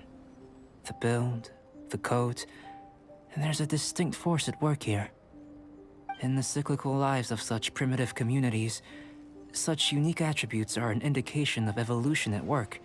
Evolution, the transition from nothing into existence, from the known to the Hold your horses. Something tells me we're in for a thesis and I haven't got the stamina. We found your man. I'm headed back. What? Don't you have any questions for him? Hey! What a weirdo. So Sister Rosaria brought you. Surprising. And I didn't have time to thank her. But back to the point. From her words, it seems that you were looking for me? Mm-hmm. We met a girl in Mondstadt, Sucrose. She said you were stuck with your research. I see. So Sucrose sent you here. Then, if I'm not mistaken, you must be the honorary knight. You've got the whole of Mondstadt talking. I've heard a bit of everything. Your actions during Storm Terror's attack, your elemental control, and quite a few other mysterious things. I'll skip to the conclusion. There's only one possibility after all. You came from afar. From another world, correct? Excellent. If I could procure your assistance, I think my research would benefit enormously. Forgive me. This must be confusing. Where should I begin? The essence of life? Whoa. You want to start with that? You're right. Giving a demonstration would be better than trying to explain. For example, awakening life. Breathing new life into fallen leaves.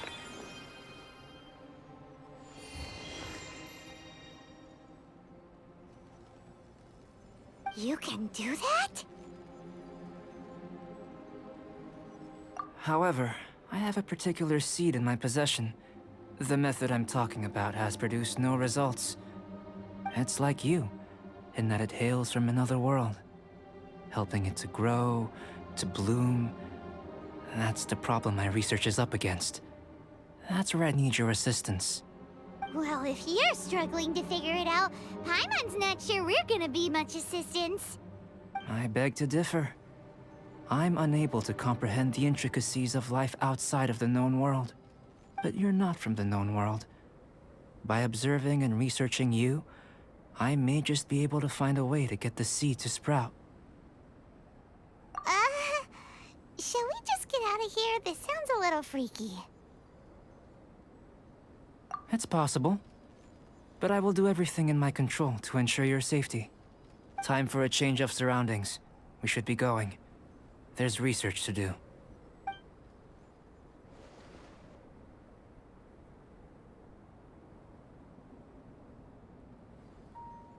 Albedo and that traveler seem to have hit it off. Takes a weirdo to know one, I guess. I wonder, does this constitute a risk to Mondstadt?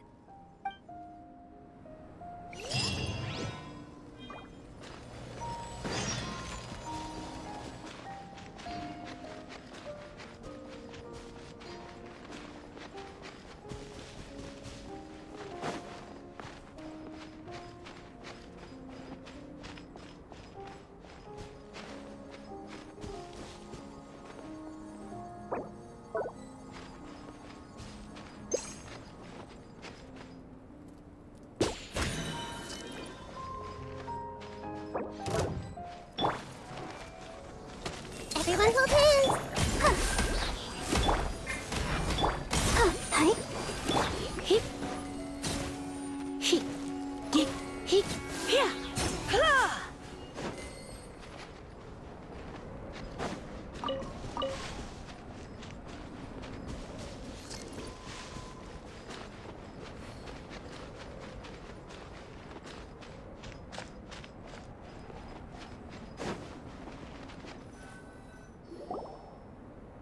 Has a question.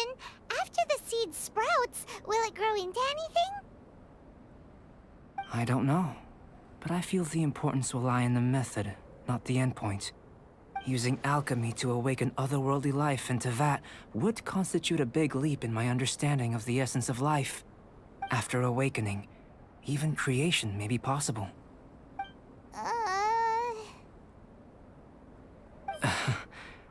Still a little difficult to understand? No! Paimon's got a brain! But what's the seed gonna become? Isn't that more interesting than whatever it was you were saying? Well, if it turns out to be a delicious fruit, dinner's on me. Yay! Paimon's holding you to it. Well, let's just say I, occasionally have to look after a child. Another lengthy explanation, I'm afraid. I suppose it's one of the few non-alchemy related disciplines I'm any good at. The subject of my first research was the elements.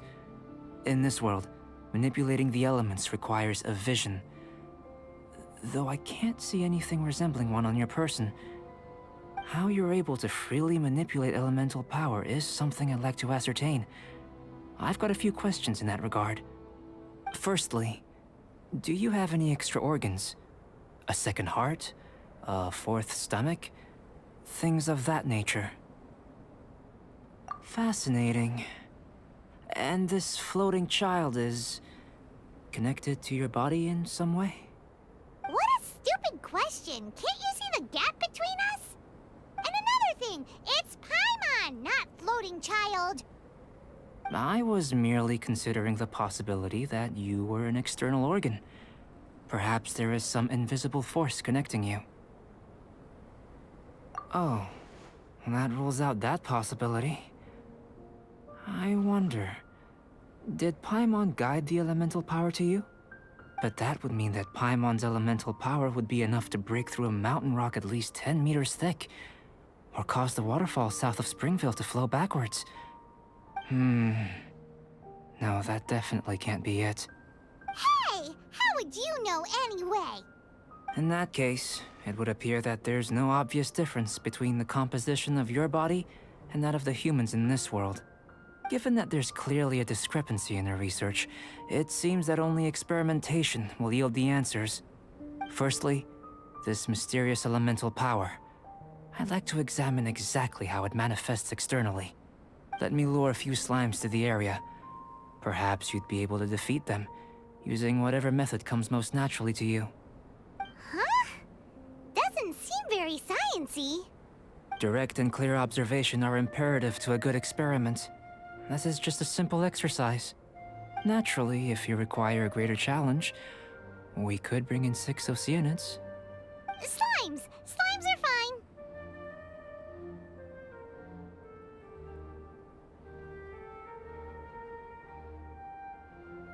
Well, prepare yourself. The slimes will be here any moment.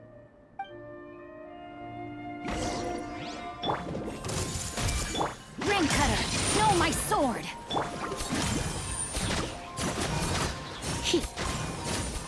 Try not to enjoy this too much.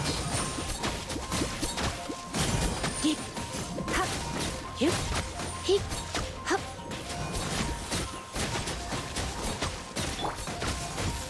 Hip. Huh, huh. Hip. Hip, hip. Great work. Did you feel anything out of the ordinary? If you're injured, I have a few emergency potions ready. Excellent. According to my observations, the manifestation of the external elemental flow is as expected. Elemental reactions are normal.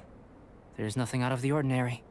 Now that we know that the external flow is manifesting normally, let's test the internal flow. Internal flow? How do you test that? It's very simple.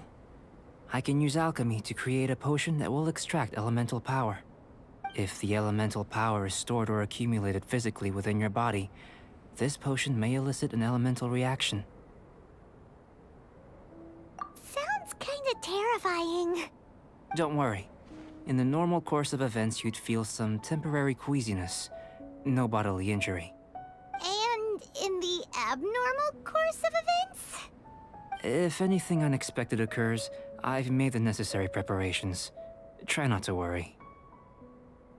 Well, it's not that there aren't any risks involved, but if there is anything blocking your elemental flow, we'll be able to locate it with this test.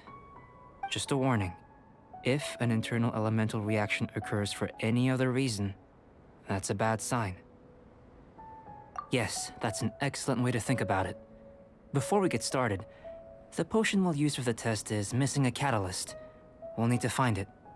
It's a type of ore known as star silver, but unfortunately not all of it is suitable.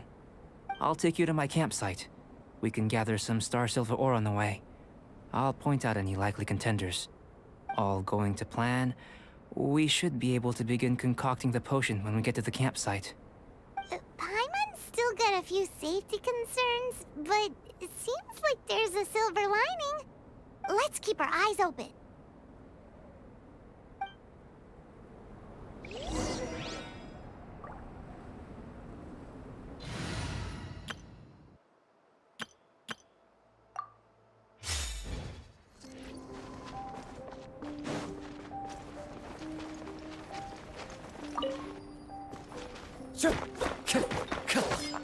Here. Should do for catalyst purposes.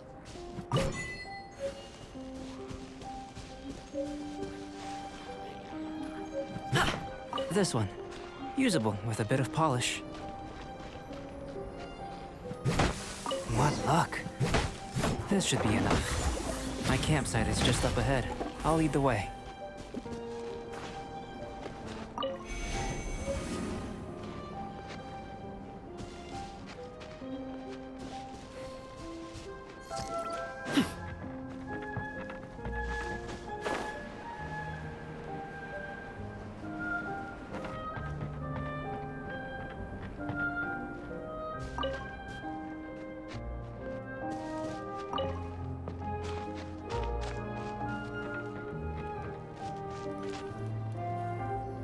This is my campsite. I've added the materials we collected to the concoction. While we are waiting, have a look over here.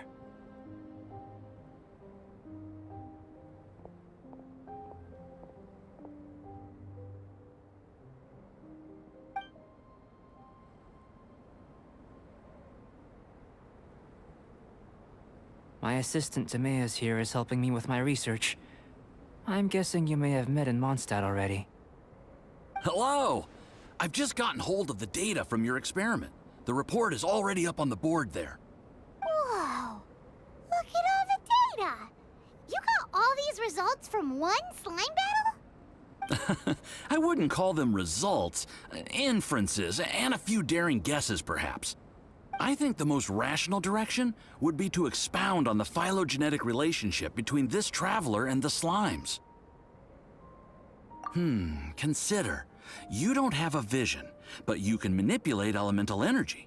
The slimes don't have visions either, yet they too are able to manipulate the elements. Following this line of thought, I'm sure we'll be able to establish a basis in fact. Not bad for a point of entry. But strictly speaking, slimes are elemental life forms. In other words, beings consisting entirely of the elements. A cryoregis vine, or even a whopperflower might be a better analogy. But tracing back the phylogenetic relationships between plants and animals, you might have to trace back to the world's origins. In that sense, things might get difficult, don't you think? Yes, sir. That sounds correct. After all, we've got our primary data already. This traveler is a visitor from another world. If it turned out that she did have a phylogenetic relationship with this world. Now that really would be something, wouldn't it? Ah, it would. Apologies. I was so excited to get the data. I'll slow down a bit next time. Speaking of data, to complete our research, we'll need some more. I'll be conducting analysis here for the time being. If you're keen for an update, just come and find me. Great. I'll leave you to it.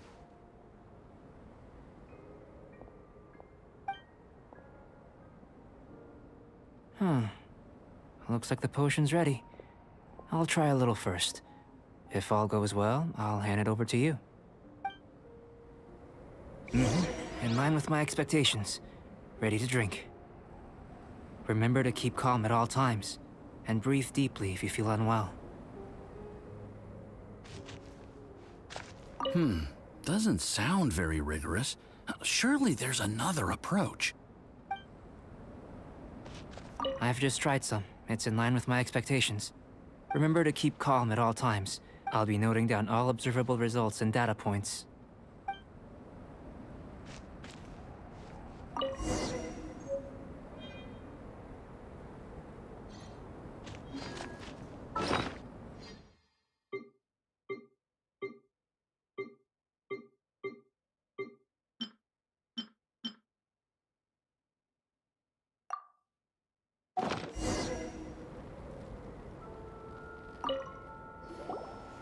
Tasty? You've got a funny look on your face. You said you tried some already. You sure it was ready? What's happened to her? Oh, this was the result I was expecting. And a very positive one at that. This potion channels elemental power into the body. Under normal circumstances, a repelling reaction is to be expected. But if the internal elemental flow is unimpeded, you'll only experience momentary discomfort. Once the flow is complete, there won't be any other effects. So you knew you'd be sick and still drank some? It was my own concoction, of course. Only natural for me to be the guinea pig. Perhaps it's just scholarly self-assurance, and it certainly speeds things up. In conclusion, I'd say we have our conclusion. As far as elemental energy is concerned, you're no different from anyone else in this world. Nothing peculiar. Aw, Paimon wanted something cooler to happen. Then again, better an ordinary result than a peculiar result. Peculiar results have a tendency to be of the undesirable variety. The good thing about ordinary is that everything is an object of reference, and everyone understands you. People are the same. They can understand, empathize, encourage, and support one another. When you're sick, a doctor can diagnose you because they are you. When something goes wrong, you can ask people who've made the same mistake for their experience because you are them. but a peculiar person. They don't have much recourse for the things we take for granted. The essence of their life is fundamentally different. For example, a human can't understand the life of a pyro-regisvine, or an Eye of the Storm. Have I explained it clearly enough? To sum up, this has been a positive outcome. Going forward, you can use your elemental power without fear. Timaeus, the results of the new experiment are out. If you could see to collating them. Just a moment, sir. I'll handle it. Oh, you gave me a lot to consider. Really stretched my limits. I'm thinking a lot clearer now. Having you down as an animal wasn't very precise of me, but starting with the premise of an elemental life form, now that was... Not bad. I think it's an interesting line of inquiry. Whatever the truth of the matter, I'd like your research at the fore as opposed to my judgment. You can count on me, sir. I'll extract a result satisfactory to all. Is he trying to join the Knights? He's starting to sound like a suck-up. What Paimon meant to say was, that's the spirit! Mr. Albedo, say something! Before we can proceed with our research, I need to... prepare something. Wait one moment. If you're interested, why not have a look around? It may help to pass the time.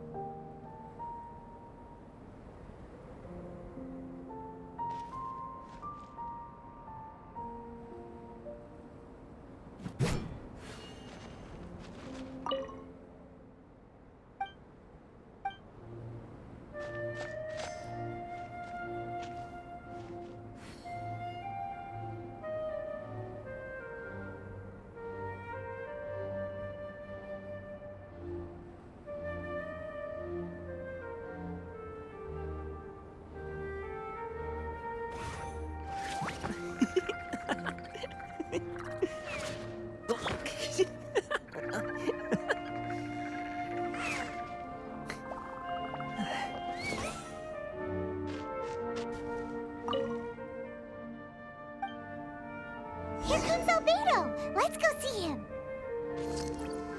An elemental life form from another world. As soon as we have strong evidence, this may end up subverting a lot of alchemical theories. Albedo's research will see huge progress.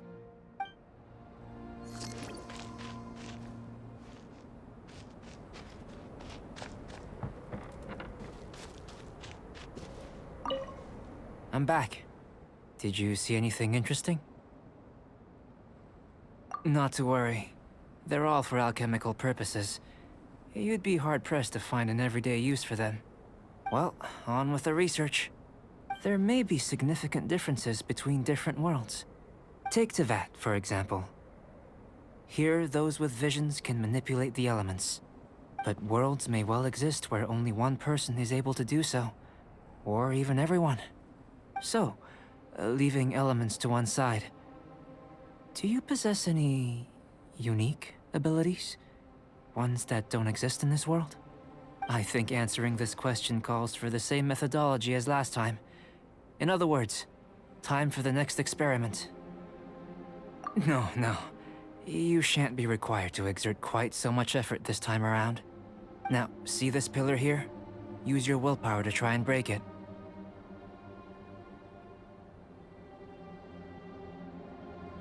You think Paimon knows how to do that stuff? That was your best effort? Well, can't be helped, I suppose. Have you tried using your elemental power with food? I don't mean for cooking, as such. Rather, channeling your power into the ingredients themselves. I'm curious to see how the taste and texture respond. It may even help with proliferation.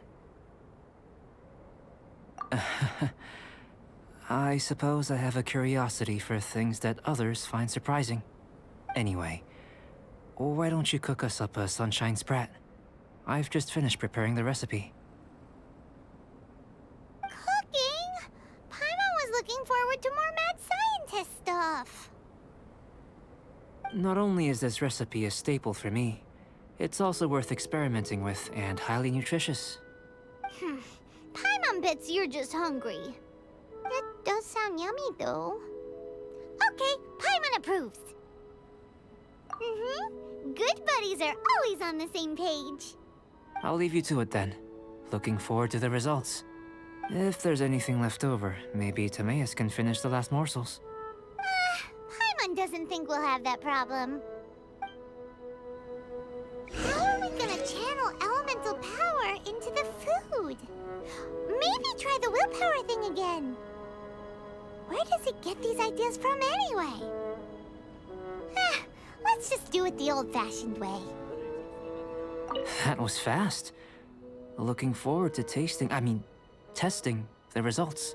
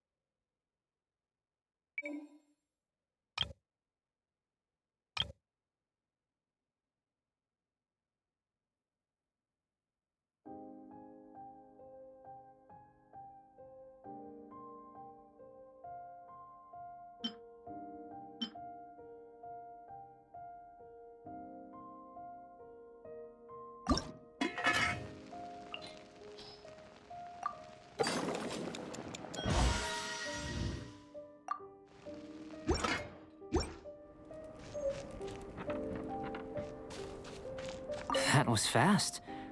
Looking forward to testing the results.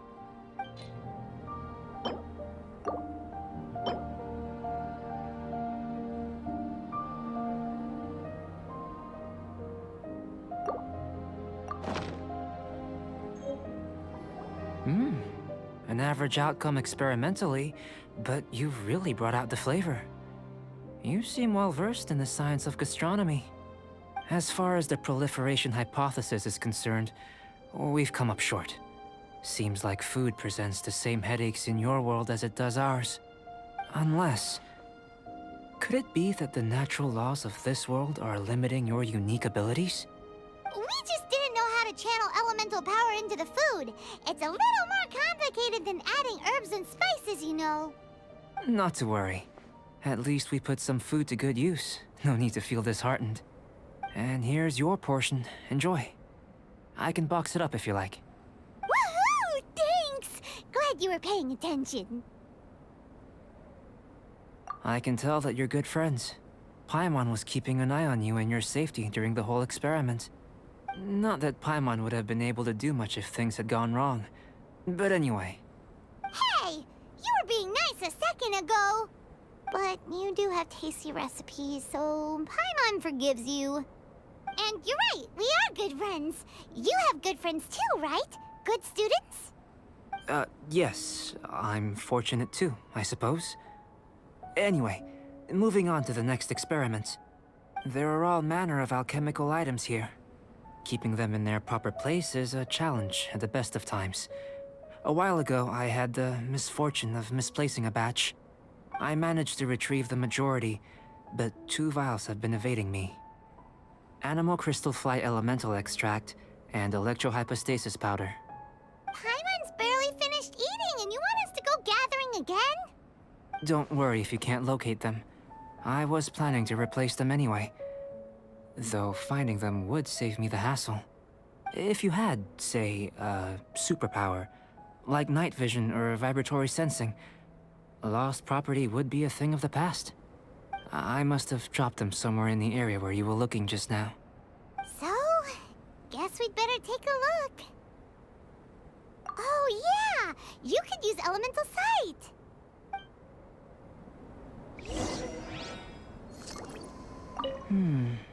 An interesting term. Compelling. See what you can find. I'll be over here.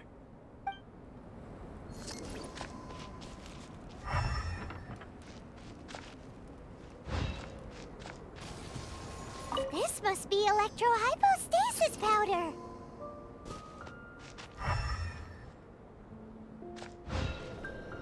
The extract of an animo crystal fly can only be animo elemental energy, right? This has gotta be it. Still in one piece. Good thing the vial's so strong. Goodness. You managed to find them. Incredible. 1,000 thanks. I'm wondering, this elemental sight, this is what allowed you to locate the items and find me here on the mountains, correct? Yep.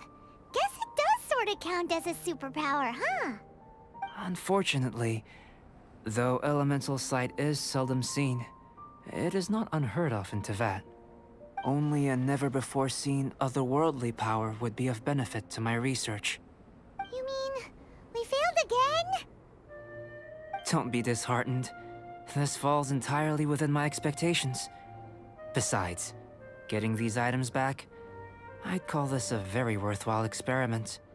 I have to commend your deduction that the items would contain elemental traces. Right then. Up until now, our research has focused on your otherworldly identity. Our research on your identity as one of us is just beginning. In essence, the differences between humans are reflected in our intellectual and physical capabilities. Let's start with physical. Looking out from where we're standing, can you see what Sucrose is doing? And if you jumped from here and landed on that cliff, the one over there, could you see her then?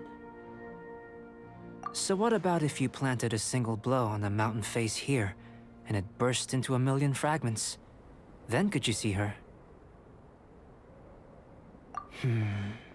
Then I shouldn't get too excited. Still, we'll gain a more thorough understanding with an experiment. I know of a location that will be perfect for a physical test. Please, follow me.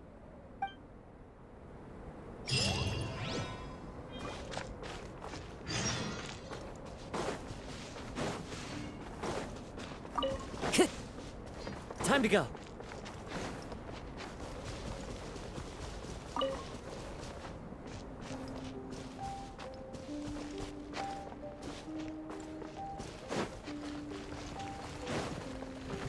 Get them! The wind knows me.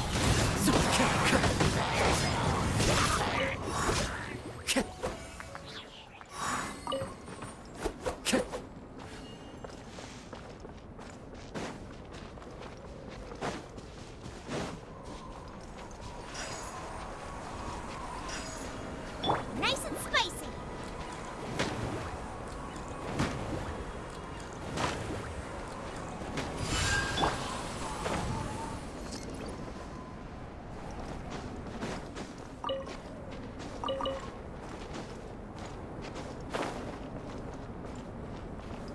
Into the wind.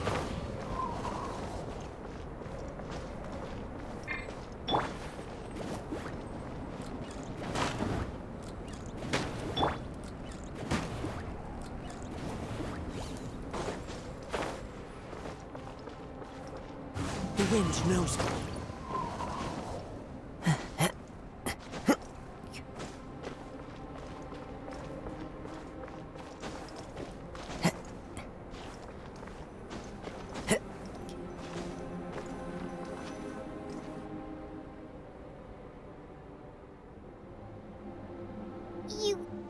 You want us to jump? From up here? Not necessarily. Not if you know of a better method, that is. Whichever method you choose, the experiment will end when you reach the opposite shore of the lake. I will factor the time expended and your top speed into my comparative analysis. The opposite side of the lake. So, we're gonna be swimming? Without limitations, we complete tasks intuitively, using the method that seems most rational to us. Some of us would be unable to stand the icy waters, Others might find the whole thing rather refreshing. No matter what choice you make, it's all a part of the experiment. For me, every detail is invaluable to the research. Then if you would, please, I eagerly await the results. Wait a minute! While we're busy testing, what exactly are you gonna be doing? Me? Recording data, responding to risks, providing, emotional support. So if we do decide to go swimming, you gonna dive in with us? No. Unless you're thinking of conducting competitive research? Oh! Forget Paimon said anything. One with nature.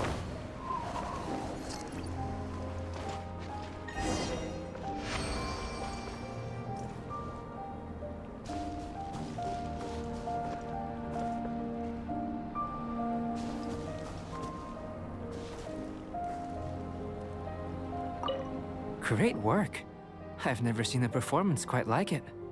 Your reputation precedes you, Traveler. The data shows that you're easily outperforming the average citizen in Mondstadt. But you followed us the whole way without breaking a sweat! Me? Actually, I used alchemy to cheat a little. But anyway. If it turns out that the natural laws of Tavad do not affect you, I should be able to make various inferences about the otherworldly civilization you belong to. If the natural laws of Tavad do affect you, then I shall be able to make inferences into the kind of evolution that would occur under the absence of such effects. The innumerable possibilities that this could present, the captivating insights, it would be something to savor again and again. But how does this help your research? You've helped me to unravel many of the problems that were holding it back. When we return to the campsite, I should be able to show you something interesting.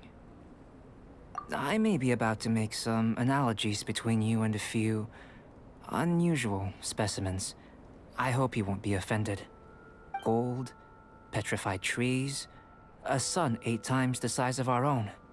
The essence of the investigative process is enthralling, but such feelings are inevitably fleeting in nature. I'm willing to pour all my energy into research, and yet specimens are finite. As the unknown transitions into the realm of scientific understanding, the feeling of enlightenment is lost. All these things that start out as objects of fascination end up possessing the prosaic mundanity of a sunsetia or a sweet flower. They cease to be noteworthy. So that's why you wanted to paint those hilly turtles? Because you got to see something new and interesting in the differences between them? Precisely. To quote my exact words from earlier, these creatures are, for the most part, quite boring, not worth closer inspection. There is precious little about them that serves to pique my curiosity now. So after all these experiments, are we gonna be, like, boring to you? Like some basic draft of a sketch? Of course not. You have been of great assistance to me, and I will remember this friendship for a lifetime. Now, before we head back to the campsite, there's one more experiment. Intelligence. Follow me. There are some other ruins nearby.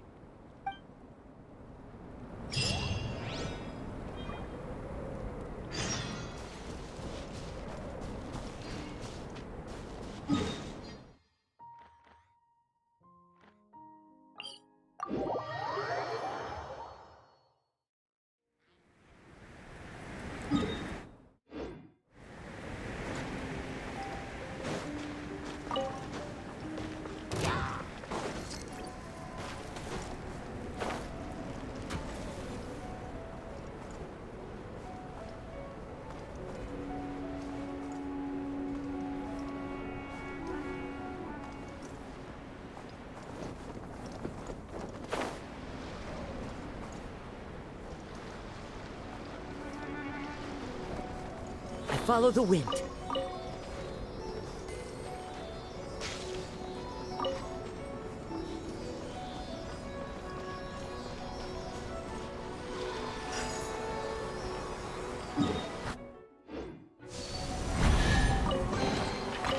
fateful offering.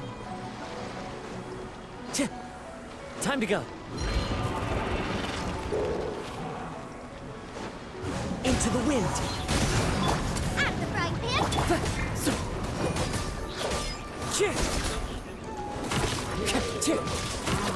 One with nature.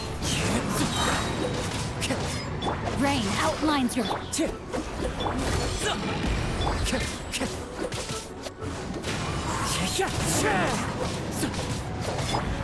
Boba, get them!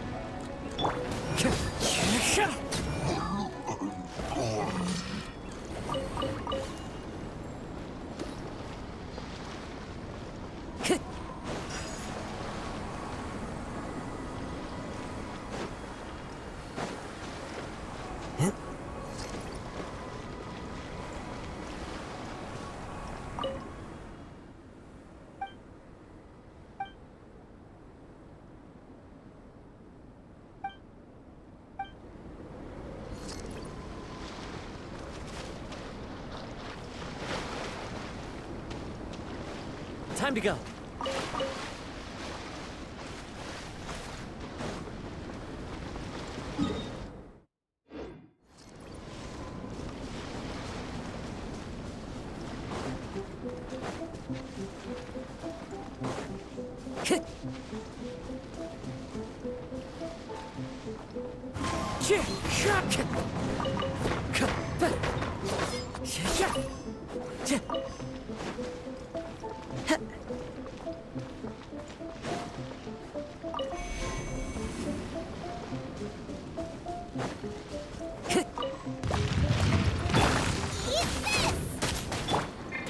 Into the wind.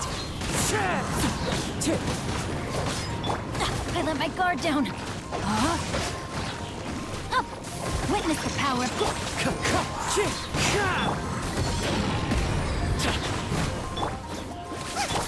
Wind strider.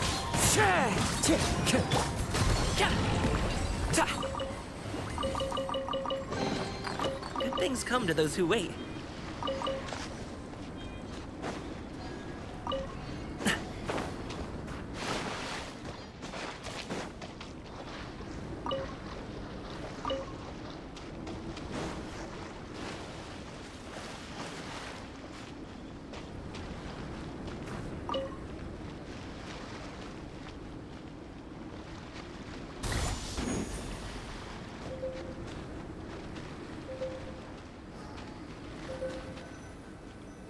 I imagine you must have encountered more than a few conundrums during your travels.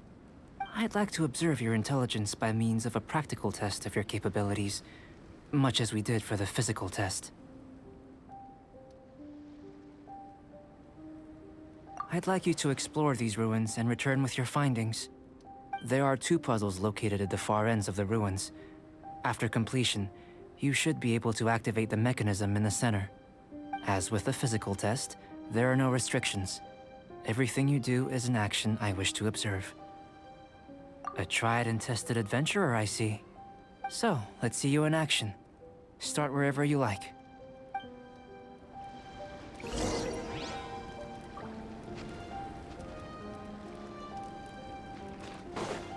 Sealy like these are a common sight in the mountains. Returning them to their rightful places is up to you. It's a complex environment, so proceed with caution.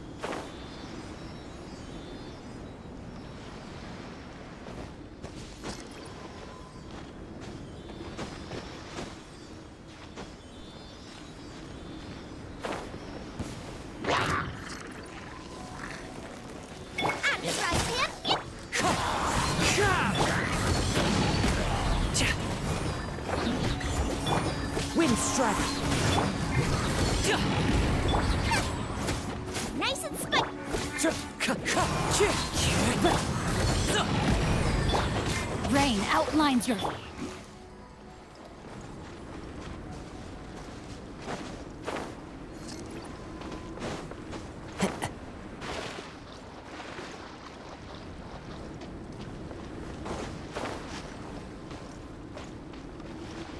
One with nature.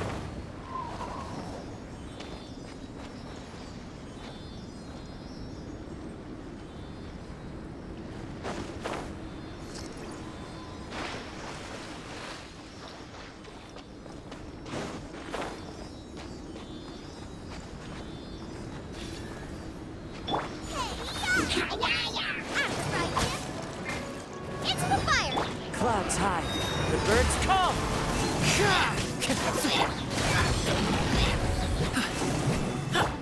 Wind strike.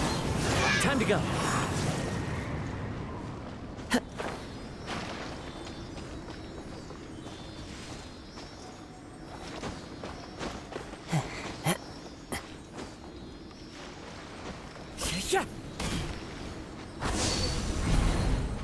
It should now be possible to activate the central mechanism. Exactly what will happen when you do is something I'm looking forward to finding out. Hey! Explaining things is Paimon's job!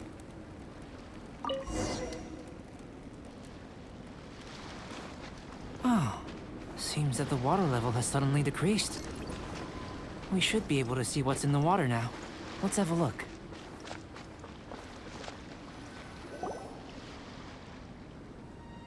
What's this? To the best of my knowledge, these belong to a script of some kind. They can be found all over Teyvat, but they've never given up their secrets. There's still a lot to learn about them. And as for why they should ever have come to rest here, a true mystery. Let me make a copy first. I'll make time to go over them in greater detail after our research. Another thing for the don't understand list. Unsolvable mystery this, weird experiment that. It'd be nice to get some cool results for once. Seems like if you want the reward, you gotta pay the price. I've truly gained a lot from all this. Comparatively, the little reward I can offer is too small to mention. Let me return to the campsite first. By the time you get back, I may just have a fleeting miracle for you to witness. Paimon's kinda looking forward to seeing the result of all this brain ache. Unless you can think of anything better to do, let's head back to the campsite.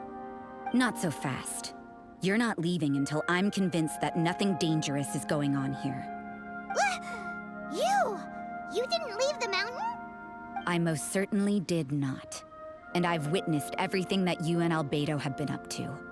I must say, you let your guards down. Or maybe you were drawn in by his compelling-sounding hypothesis and friendly demeanor. Taking orders from a complete stranger? Drinking anonymous potions? Participating in all kinds of strange experiments? I'd sooner believe you were tricked than that you would be so naive. Or perhaps, you were colluding from the beginning. Sister Rosaria's guard's so high, she can't even see over the top of it. It doesn't matter what you think. He could be a saint for all you know. But I understand him a little better than you, Outlander. I'm only concerned with one thing. Whether his alchemy has transformed you into something more sinister. No way! Paimon would have sensed it. And anyway, he didn't even use any alchemy. With an alchemist of his level, you wouldn't sense a thing. In any case, I'm not about to let a potential threat back into Mondstadt. So, what are you gonna do?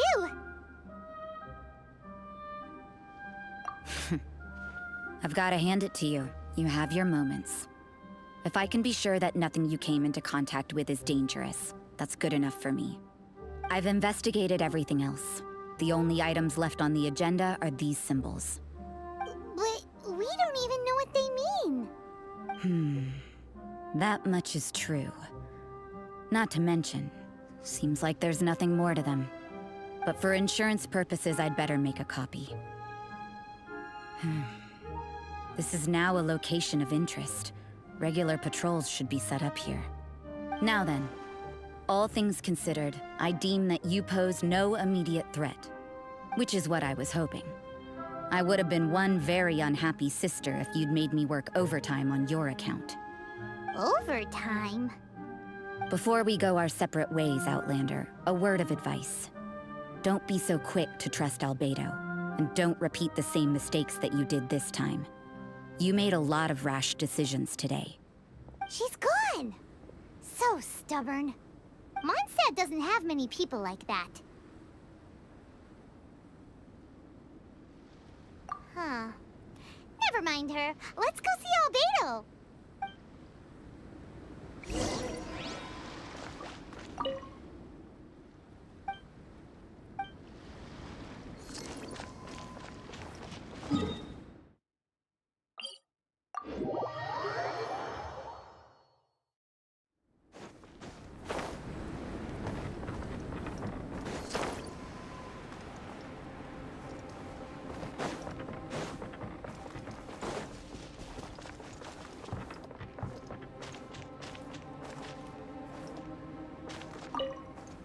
You're back. Good timing. I've just about reached the conclusion. You took quite a while. Did you get held up on the way back? I wouldn't worry. She's just doing her job. Time for the results. We got a myriad of data today, and it was very difficult to finish all the research in one go. But the integral preliminary conclusion that I can offer you is you're very much like a human from this world. You couldn't tell that just by looking? We spent all day working our butts off for that? Please, I understand that this may have seemed self-evident to you, but in fact, nothing in this world should be taken for granted. Have you ever considered that the world of Teyvat may have a natural hostility to Outlanders? I mentioned the natural laws of this world. You're able to converse with me here without consequence, and nothing seems amiss.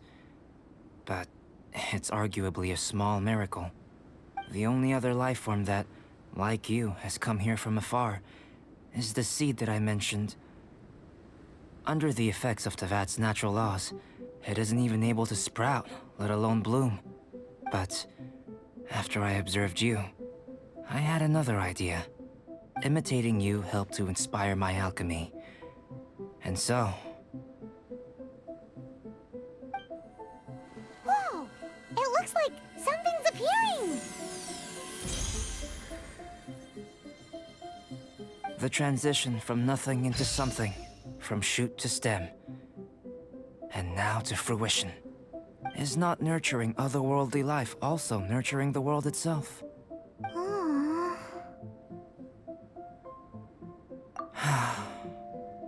It would seem that that's as far as we go. A transient bloom of incomparable beauty. Life's proudest achievement. Paimon thought, with all our efforts, it might have bloomed forever, and it didn't even have any fruit. Life is a manifold tapestry of free entities. Its value shouldn't derive from how long it stays with us. Even a momentary burst is precious. A short life can be well lived. A life lived efficiently, lived to perfection, is necessarily one unburdened by loneliness. So, do you understand what I meant about us conversing here arguably being a small miracle? Things feel a little heavy right now. Don't be sad. You've got Paimon to look after you. Albedo, Paimon really wants to be your friend. Thank you both. Even if dispelling loneliness is not essential for life, it certainly doesn't hurt. Your help inspired me to discover the means to make a flower bloom. I mean that the time I've spent traveling with you in the mountains was a valuable journey for me. In the future, if the need arises, can I solicit your help again? Well, glad I can count on you. I made a point throughout of telling her how ordinary the results were. Then what was that sediment I saw forming at the bottom of the vial? It should not have been there. What could it mean? Those born of Earth are bound by its imperfections, but those born of chalk are free of impurities.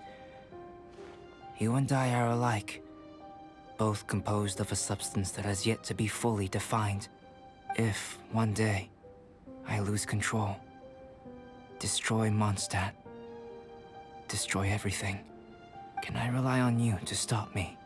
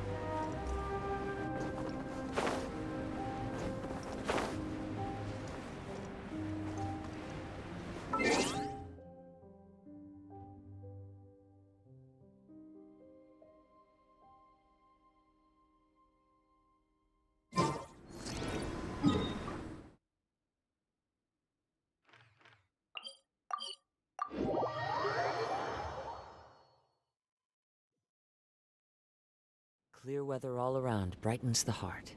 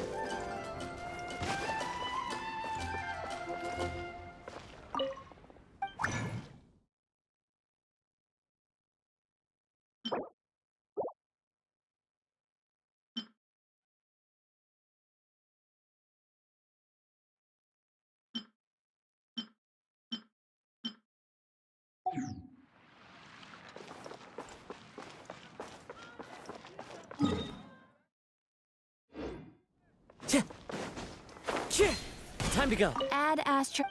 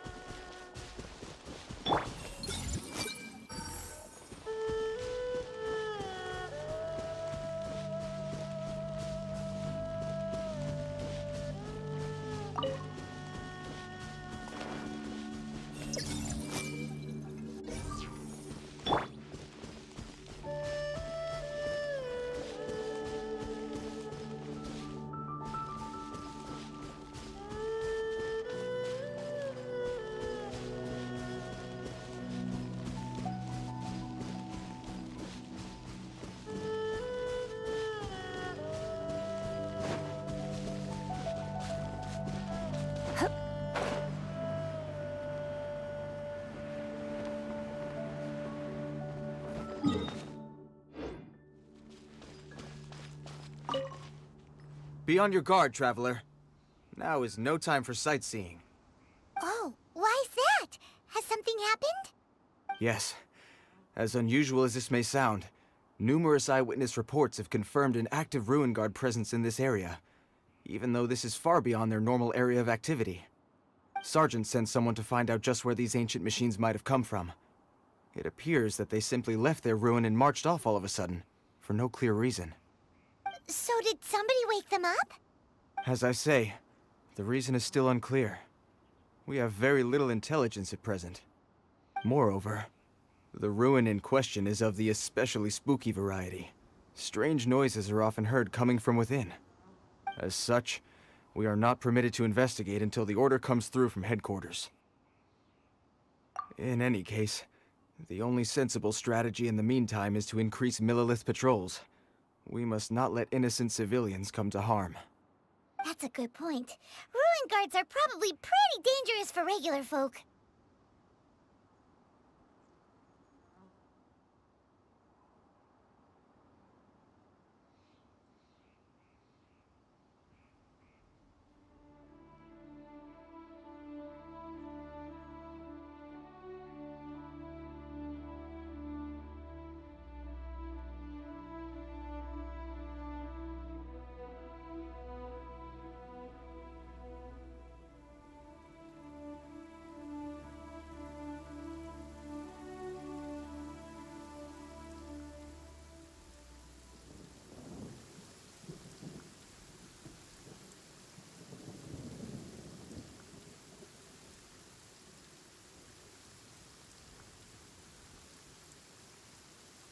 Wow.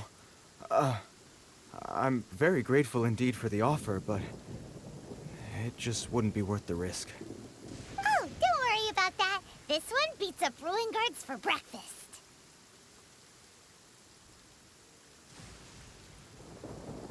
Is that so? Well, if you're genuinely offering, I did see some Ruin Guard footprints on the hillside. But since then, I've been too busy warning passers-by to investigate myself. Footprints, eh? Interesting. We'll take the case. While the Millilith stands guard, evil shall never prevail. On behalf of the Millilith, I salute you, traveler. You have my gratitude. I will rendezvous with you once I have finished my patrol.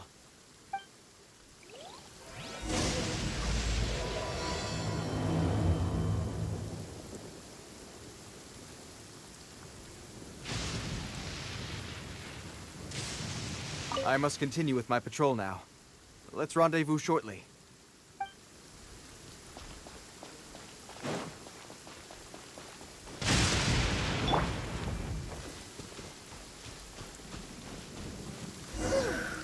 This footprint is huge! It has to be the one that guy was talking about. And here's another one. Yep. Seems the Ruin Guards did come out for a walk after all. The trail of Ruin Guard footprints leads us here to... Ah! A Ruin Guard! Over there!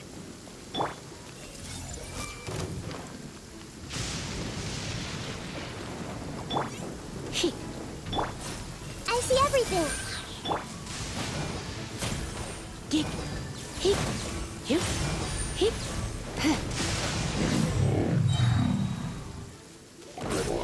Well, that's one down. Let's keep looking around. Maybe we'll find some more.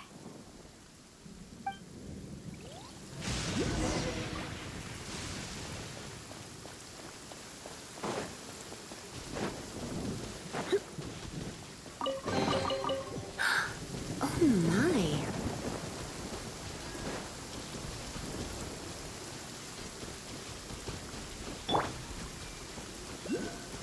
Everyone hold hands.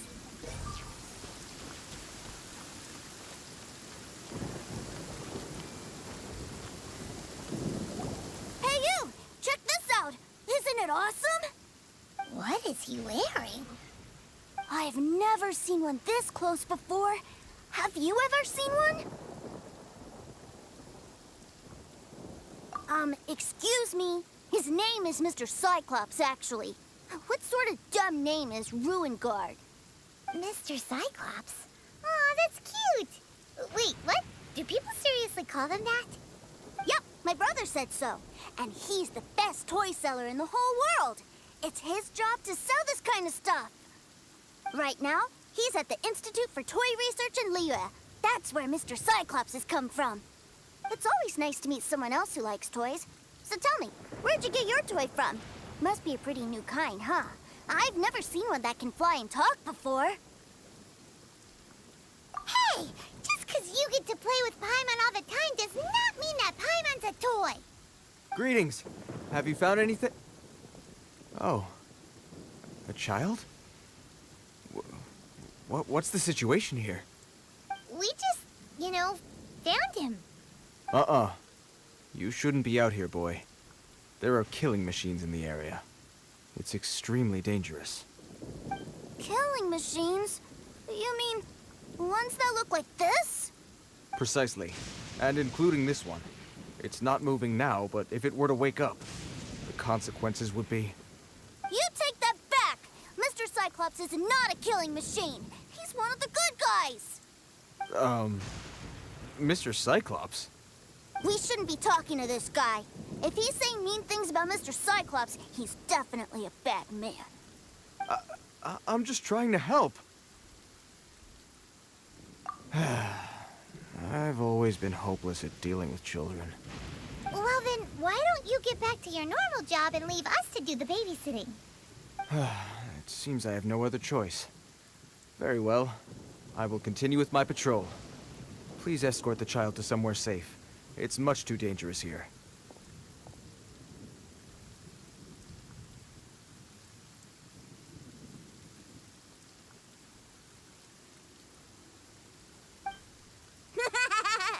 The mighty Mr. Cyclops scared off the bad guys once again! My name's Tusser. I came all the way from Snezhnaya to look for my brother in Liyue. But I'm all on my own, and I don't know where to find him. You came all the way from Snezhnaya? Oh, I think this is the part where I give you this. Here you go. What is it? Looks heavy. What the? My brother said I should take it with me. He said, find a nice person to give this to, and they will take good care of Tusser. Your brother makes a good point. Still, it's hard to believe you made it all this way armed with nothing but a few bags of mora. Your family must be super rich. Paimon never knew you could make so much mora from selling toys. Yay! Thanks, nice lady. All right, now we gotta make a pinky promise. You make a pinky promise, you keep it all your life. You break a pinky promise, I throw you on the ice. The cold will kill the pinky that once betrayed your friend. The frost will freeze your tongue off so you never lie again. Wow, that one nursery rhyme kinda says all you need to know about Snezhnayan culture. Well, if we weren't your babysitters before, we sure as heck are now. But where should we look for your brother? Great idea! Alright, off we go! Alright! Finally, now I get to see my brother!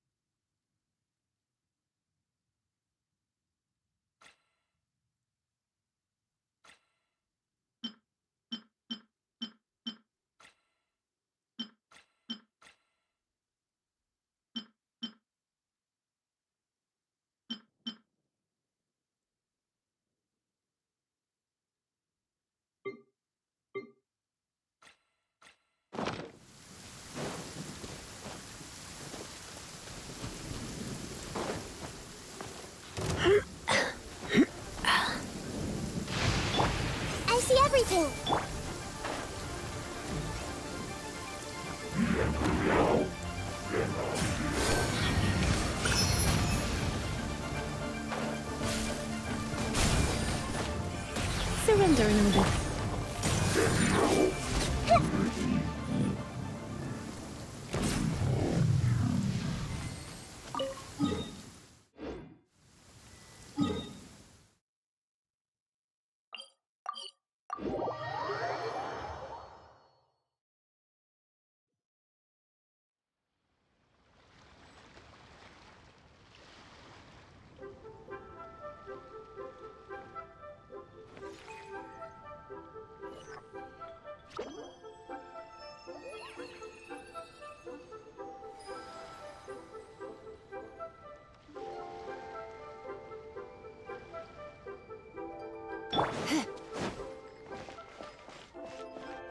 Let the show begin.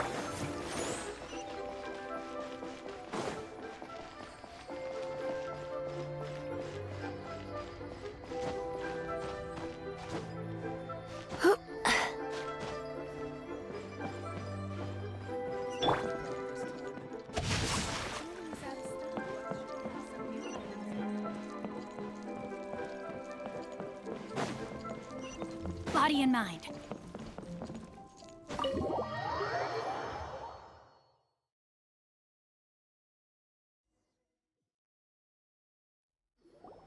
That seems a little inappropriate, don't you think, sir?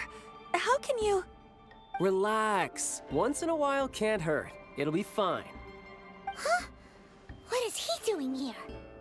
Yay, my brother! I found you! I know that voice. Why, if it isn't my little brother Tooser! My goodness! What a nice surprise, Tooser. I thought I would have to wait till I return home before seeing you again. How are the others? Sister Tonia and Brother Anthon? Is everybody keeping well? They miss you a lot. Tonia prays for you every day at dinner. Wait a second. What are you doing here in Liyue, Tooser? How have I not heard anything about this? Well, what happened was, I saw a boat that looked like it was selling toys, so obviously I thought you were on board. And then, when I got off, I just kept walking and walking, and then I found a Mr. Cyclops. Mr. Cyclops scared off a bad guy, and then I found this nice lady to help me come look for you. Cool. Suddenly Paimon doesn't feel so bad about taking Tooser's money. Tooser, what you did was extremely dangerous. I'm so happy to see you, really I am, but please, promise me you won't do anything like this ever again. Okay, I promise. Please don't be mad at me. I'm not mad at you.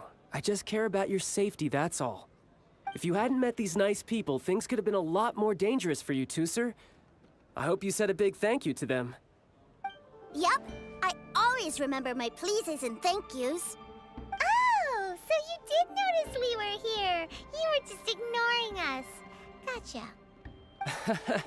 Forgive me, it's always family first where I'm from. Don't take it personally. I know we've had our differences up to now, but a few minor quibbles aside, we get on quite well, don't you think? Come on, you know I'm just a pawn in all that, just doing my part. As for who wins, who loses, and how each side deals with the consequences, I prefer to leave all that up to the ones playing the game.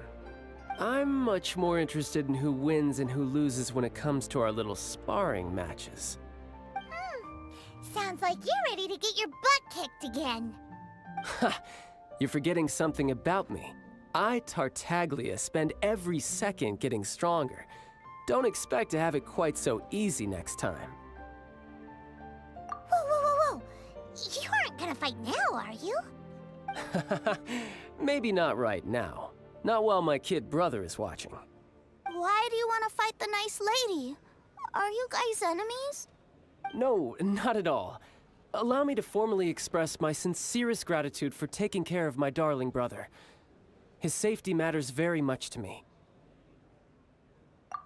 So anyway, Paimon has a question. Tooser said something about you being a toy seller. What's that all about? Aren't you supposed to be one of the Fatui's harbinger? Yes, about that. Shh, look. I only told him that so that he'll look up to me. In the eyes of a child, working with toys must be the best job imaginable, right? I don't want my family to have anything to do with the Fatui's, or should I say Snezhnaya's, darker side. The older ones already know that I serve the Tsaritsa, but Tusser is still so young, and in his eyes... As I was saying, I remain Snezhnaya's greatest expatriate toy seller, currently attached to the Liyue branch of our Institute for Toy Research. That's right!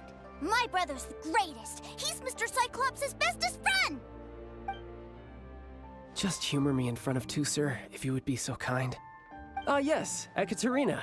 I will deal with the issue of that outstanding payment right away.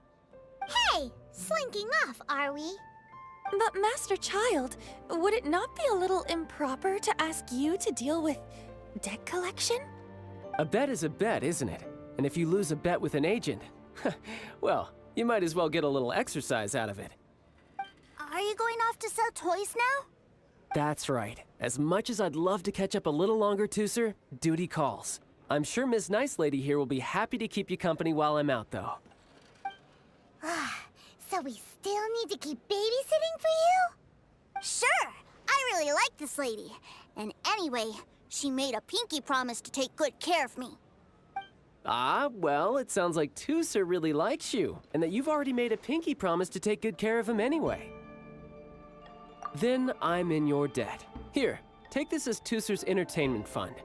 I want him to have a good time while he's in Liyue, so take him anywhere he wants. If need be, you may find me by the river near Qingshu Pool. I'll see you both around.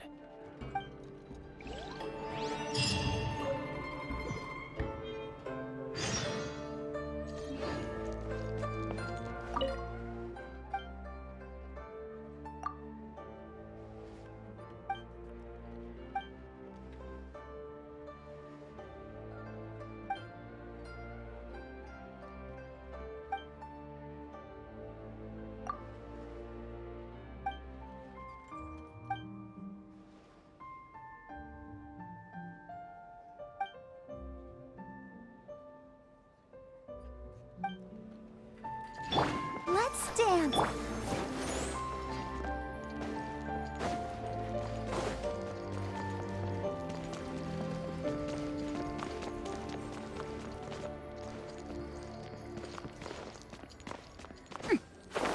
Welcome to the Northland Bank. If I take the loan...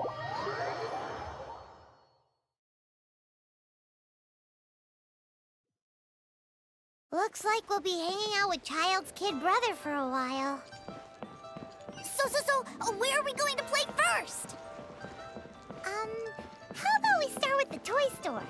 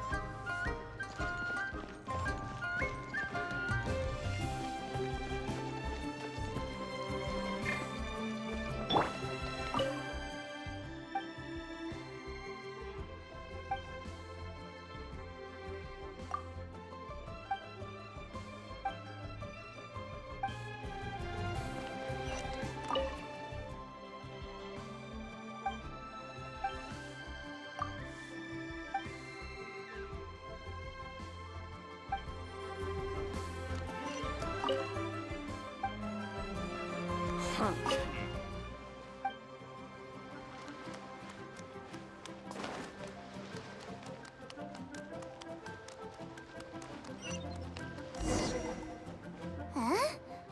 What are those super colorful winged things? They're called kites. The kids in Liyue love them. Hello there, dear. You look like you've come a very long way. Let Granny guess. From what you're wearing, I would say... Snezhnaya. That's right. How do you play with these kite things, Granny? When the wind picks up, you let out the string, and whoosh! The kite will fly into the air, up, up, and away. Wow, that's amazing! Do you have any Mr. Cyclops ones? Mr. Cyclops, I'm sorry, I want to fly Mr. Cyclops high into the sky so all the kids can get to know him. Well, I can do custom builds, but I'll need some amount of reference material. Will this picture do? I drew it myself. I bring it with me everywhere. I'll manage. Still, I must warn you that custom builds can really be quite expensive. We should be fine. Child was pretty generous with that entertainment fund. But then again, throwing money around willy-nilly is, you know, kinda irresponsible.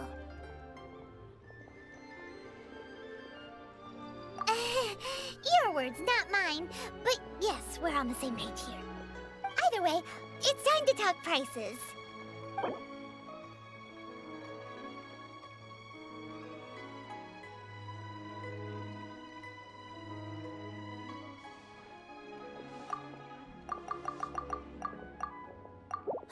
Fine, fine. I've neither the time nor energy to bargain with you at my age. I suppose this price will do. Thanks, Granny. Worry not. Just leave it to me. For our next stop, why don't we head to One Min Restaurant? It would be a mighty crying shame to come all the way to Liyue and never try the food.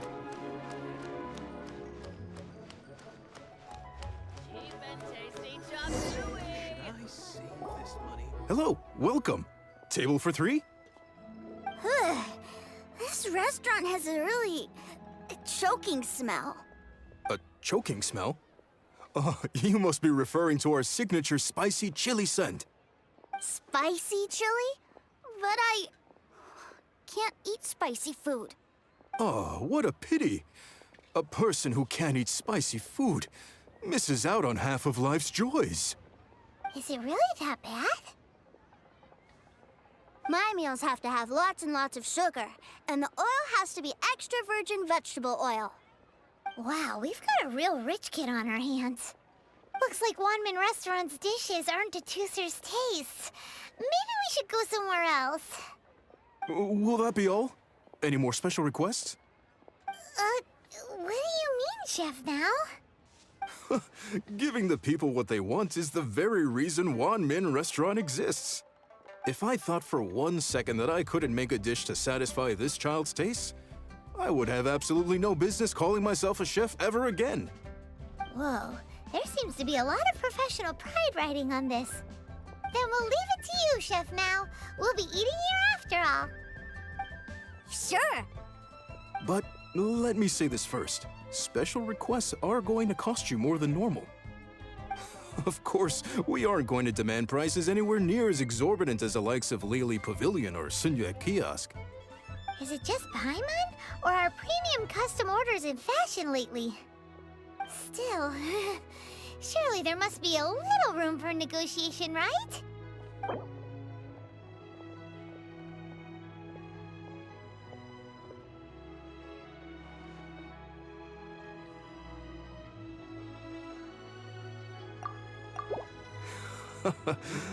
You folks.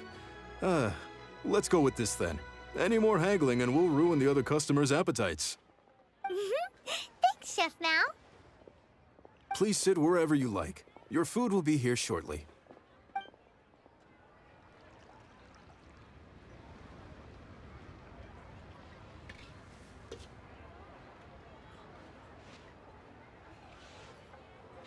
Ugh. It was a little too sweet. Paimon feels a little sick. I thought it was just right. Almost exactly like how my sister Tonya makes it. But this doesn't feel right somehow. Didn't we bring Tooser here to try Liyue's specialties? Whatever. So where do you want to go next, Tooser? I was so caught up looking for my brother when I first got here that I didn't get a good look around. Good idea! The hustle and bustle at the wharf is a specialty of Liyue Harbor, too.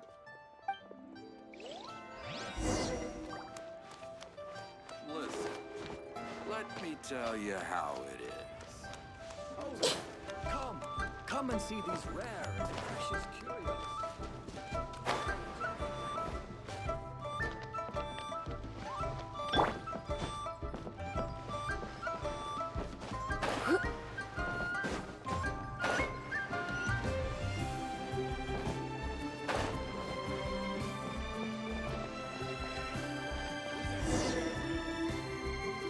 Wow, this place is huge!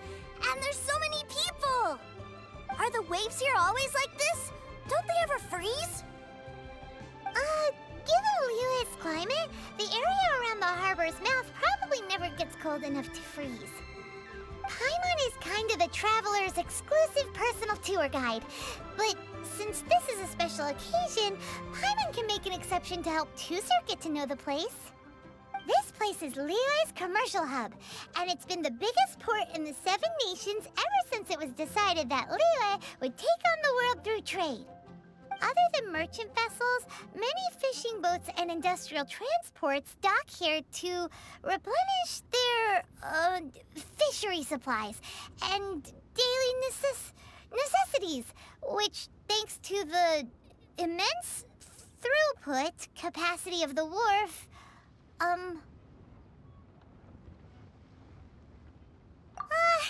yeah. Paimon can't remember how the rest goes anyway. Well, guess Paimon will just have to explain this Paimon style. So this harbor is like Tevat's mouth, and it's the biggest mouth you've ever seen. All the nations float their boats over the sea into the mouth. The harbor goes nom nom nom nom and has a taste of each boat and the cargo it has on board.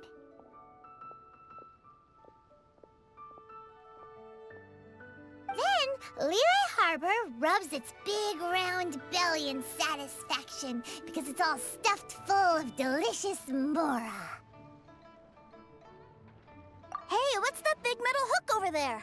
I want to see. Wait, Tusser, don't run off! After all that, he wasn't even listening.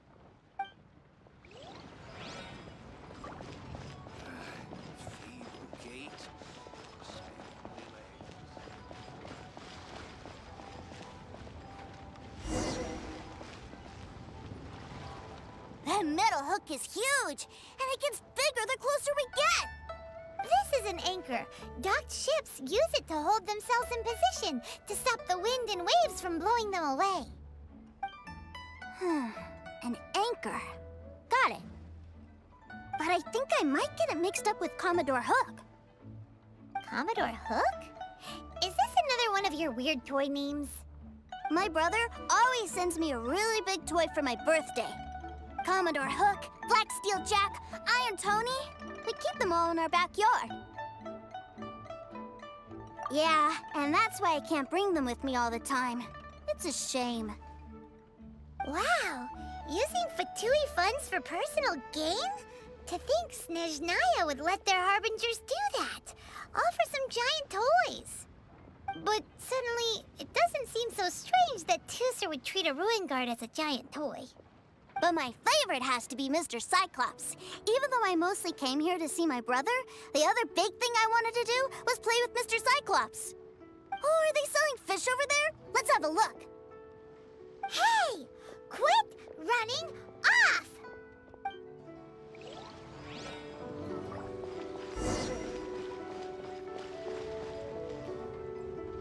Is this where they sell fish? Wow, the fish here in Liyue are so small. Hey, whose fish are you calling small? Little kids shouldn't go around ruining others' business. He's just a curious kid. No need to get worked up. That said, these fish are actually pretty big by Paimon standards. Just how big are the ones you're used to, Tusser? Maybe 200 times your size? Hey! 200 of Paimon would squish you flat, you know. There are legends in my hometown about it. It's supposed to be a super delicious fish. I told my brother about it, and he went out to sea to catch one for me. A few days later, he returned with a humongous fish slung over his shoulder. Anton and I were so happy. Are you sure that was a fish? Paimon thinks it sounds more like some sort of leviathan. Hey, Miss Nice Lady, let's go over there to see the boats.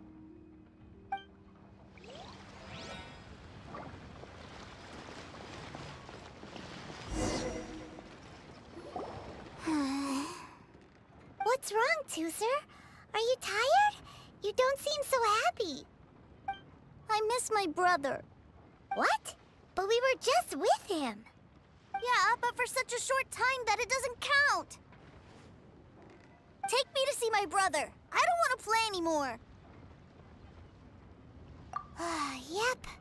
You can have all the patience in the world, but it won't help you at a time like this. Well, we've played with Tooser long enough, haven't we? Paimon thinks we've tried our best here. Child said that he'd be by the river near Chinshu Pool. Why don't we look for him there? Yay! Let's go! Let's go!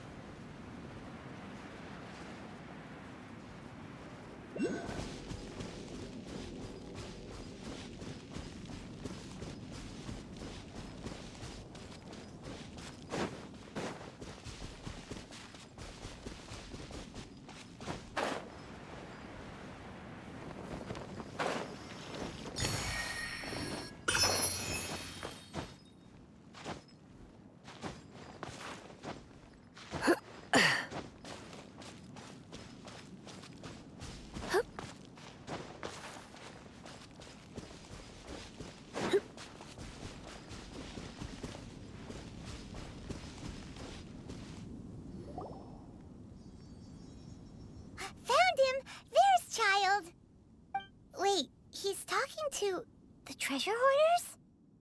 You know what I'm here for, I trust. Oh, you got lip. Making us guess, are you? If you want to join up, let me just say this first. Dandy kid like you ain't welcome. Oh, what a commendable imagination. Well, in the Tsaritsa's name, I suppose I should forgive you country bumpkins for your ignorance. For I am...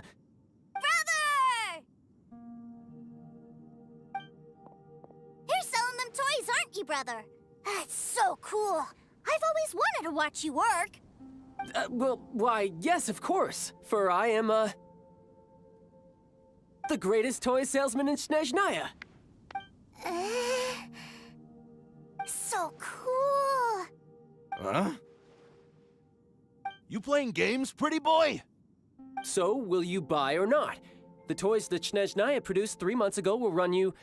Yes, 600,000 mora, to be paid in full. Toys? And how much money? Wow. Is that what it's gonna cost to fix that head of yours? Look at that! Spreading joy and laughter to everyone! That's what toy selling's all about! I'll say it again. Toys from Snezhnaya, 3 months prior, 600,000 mora paid in full. Yeah, no. Sorry, salesboy. The same joke isn't funny twice. Or were you always cruising for a bruising? All right then. I'll make things a little easier for you. I'll join the treasure hoarders. Perhaps you'll be more willing to pay when we're brothers in arms? Would you listen to yourself? You think we just let any old person into the treasure hoarders? I'm not so sure you could hack it. Well then, why don't you put me to the test, dear seniors? I like to think of myself as quite talented in the field of treasure hunting. Looks like you're not gonna pack it up until someone packs you in. All right then, show us what you got. Truth be told, we've set up a shop here because there's a fine little loot cave nearby. But the treasure hasn't been easy to get at. We've been at it for 2 days now. If you think you're up to snuff, why don't you have a crack at it on our behalf? Of course, that means that once you got it, it's ours. Don't try to sneak off with the prize now. Come on. If we can't do it, do you really think this guy stands a chance? An initiation test, eh? Interesting. It's been a while since I've been assessed by someone else. The loot's on the opposite cliff. We're gonna hang back here and watch the show.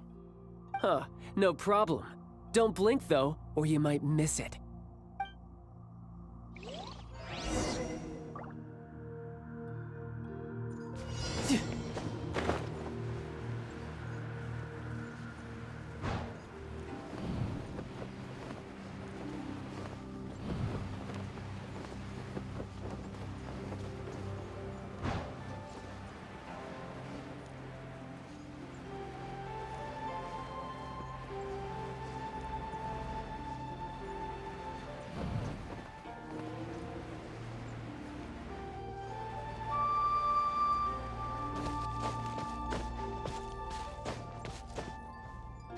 Yeah.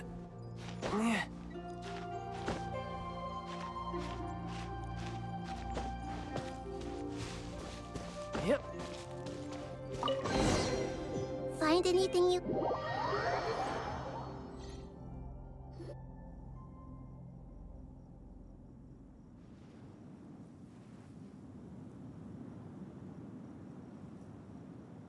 Well, I have the goods. Here you go.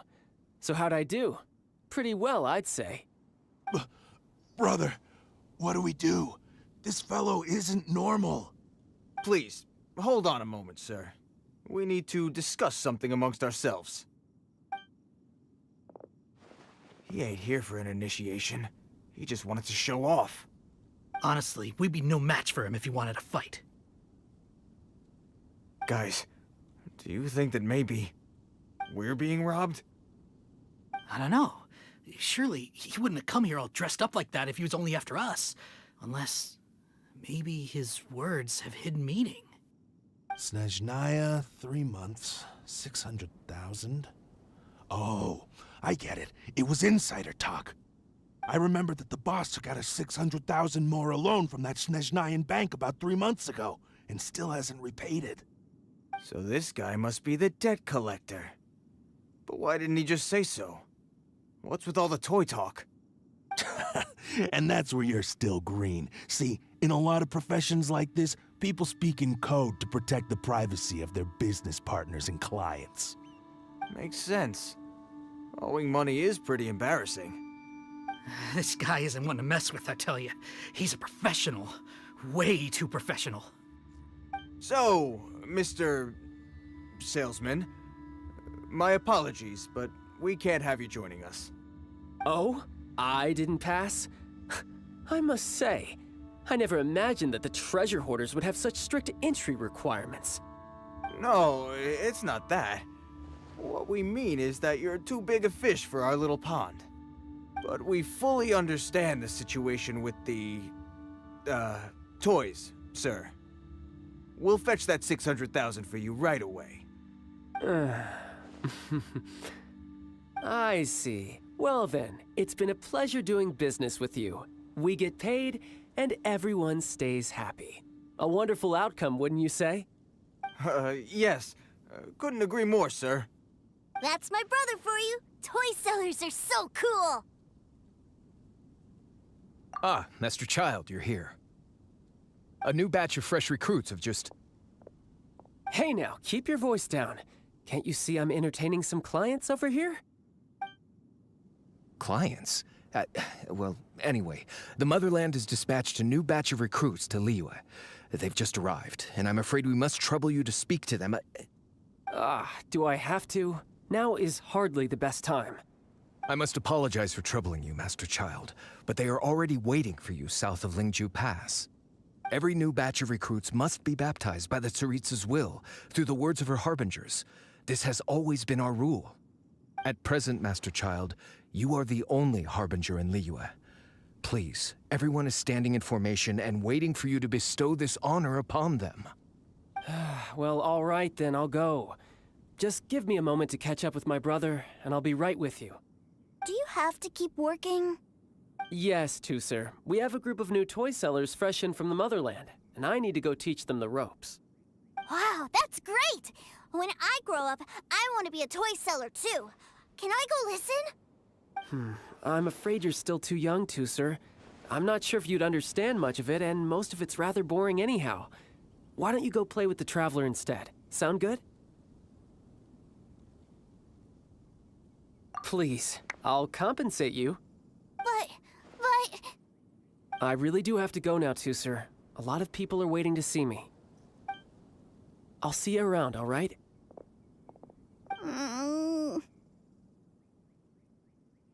Child really dotes on his brother, but now he's gotta ditch him again.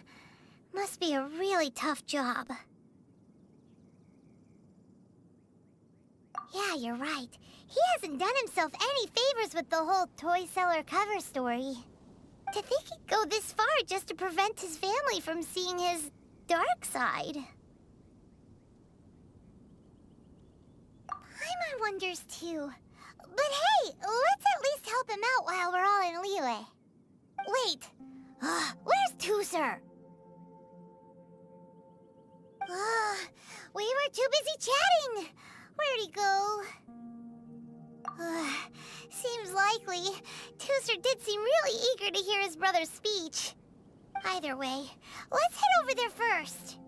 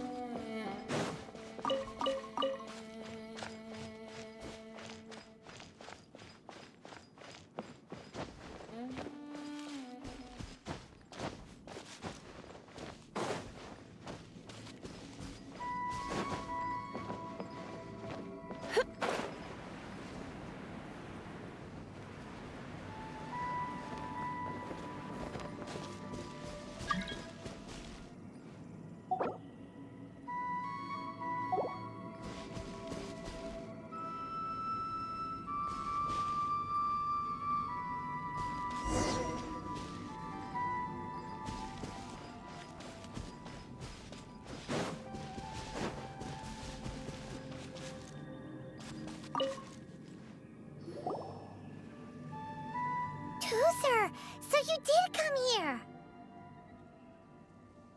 Shh, quiet. My brother's giving his speech. From this day forward, you will honor the oaths you have made to Her Majesty the Tsaritsa, and you will stop at nothing to bring Snezhnaya victory. You shall sweep through this land like the icy winds of the furthest north, as strong as the hoarfrost of Zeppeljärni Palace. You will chill the very marrow in our enemies' bones.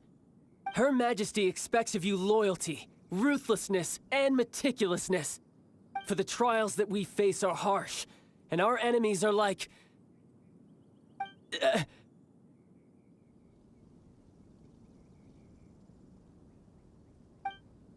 like kites and rattledrums, who shall become redoubtable foes of Mr. Cyclops in the marketplaces of Liyue.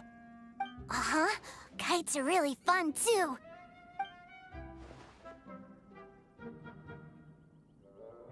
This is, of course, an analogy. As they say, the marketplace too is a battlefield. So as your sales manager here in Liyue, I demand that you obey my every order. A refusal shall be considered a betrayal, and the price for betrayal is to be dishonorably discharged from the Liyue Institute of Toy Research. Whoa, that's really strict. Won't people be really sad if they get fired from the Institute? Huh?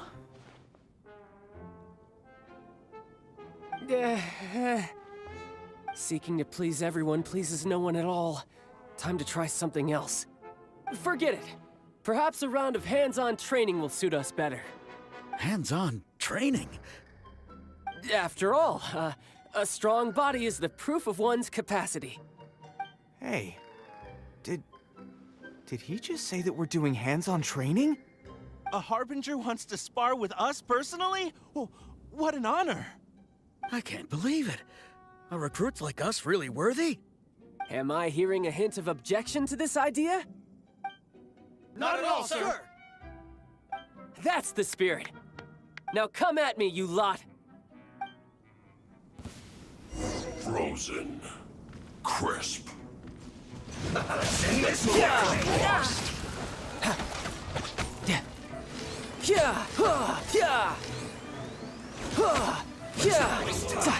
You're not going anywhere. It's time for No time to lose. Bring it on. Let's end this quickly. Everyone hold in! Time to rain cutter. No, my sword. Rain outlines your fate. No time to lose.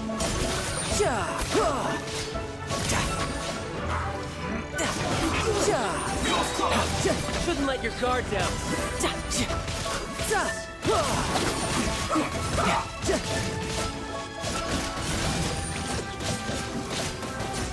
I see everything! Let me weave you a plan.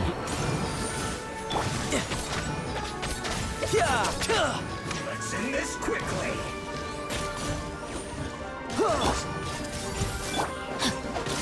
No, my sword.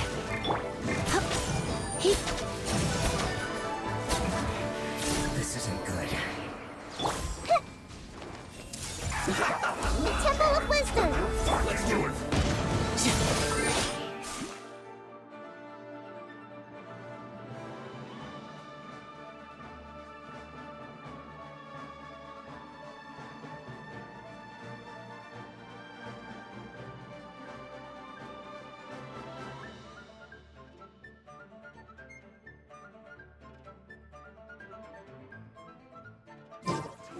Brace yourself. This is gonna hurt.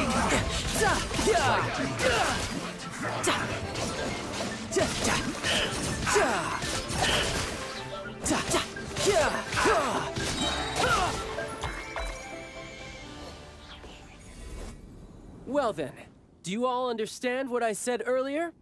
Yes, sir! Excellent. And you all almost managed to get me limbered up.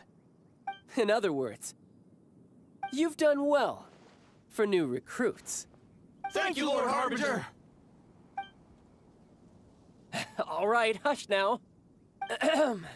Now then, I wish you all glorious victory for Snezhnaya, for Her Majesty the Tsaritsa, and for yourselves.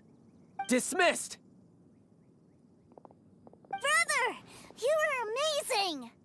Oh, Tusser, what in the world are you doing here?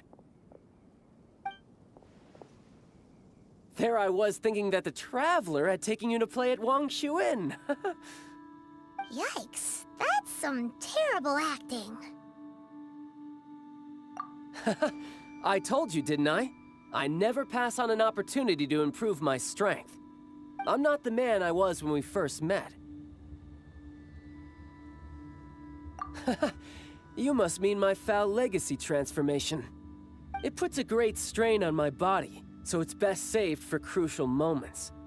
I still haven't fully recovered from the injuries I suffered when I used it at the Golden House. Anyway, I'm no Senora. I don't use lethal force against recruits. Come on now. The Foul Legacy transformation?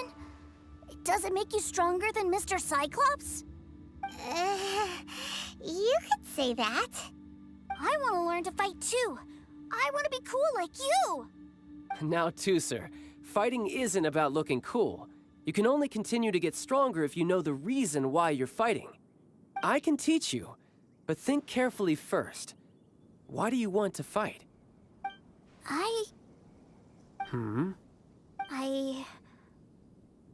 I want to protect Sister Tonya. That's a good answer, Tooser. When I return to Snezhnaya, I will start teaching you fighting techniques. Then you'll have to protect Tonya for me. How does that sound? Leave it to me. You know, Tooser's a good kid when he's not being so stubborn. You've had a nice long time here in Liyue, haven't you, Tooser? Isn't it about time that you took the boat back home? But you've been so busy, and we didn't get any time to play together yet. Tooser, you know I'm very busy at work. And hasn't it been fun traveling all over the place with a proper traveler? He's just worried he won't be able to keep up the toy seller act forever. Well, how about this? If you just do one little thing for me, I'll be a good boy and go back home. Oh dear, who taught this little devil to bargain? All right, what'll it be? Take me to visit the Institute of Toy Research. Do you think he means that ruin that the Millilith was talking about? The one where all the ruin guards were coming from? Done deal. After all, you've come all this way for me, Tooser. As your brother, it's only right for me to grant you one last wish before you leave. Exactly. Are you sure this is a good idea? It doesn't seem like the best place for kids. You should come along too, Traveler. This time, it's Tooser's turn to take you sightseeing. Let me think. Yes, the Institute of Toy Research is not far at all from Lingju Pass. Now, Traveler, you're not the sort of person who would disappoint a kid now, are you? The brothers are ganging up on us again. Oh, fine. We'll go.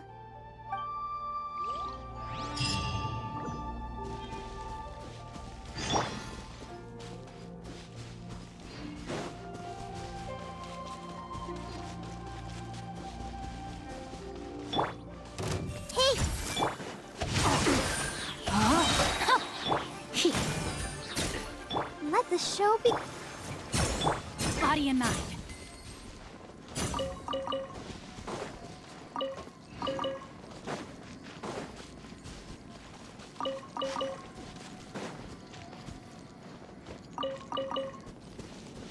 Time to act. Body and mind.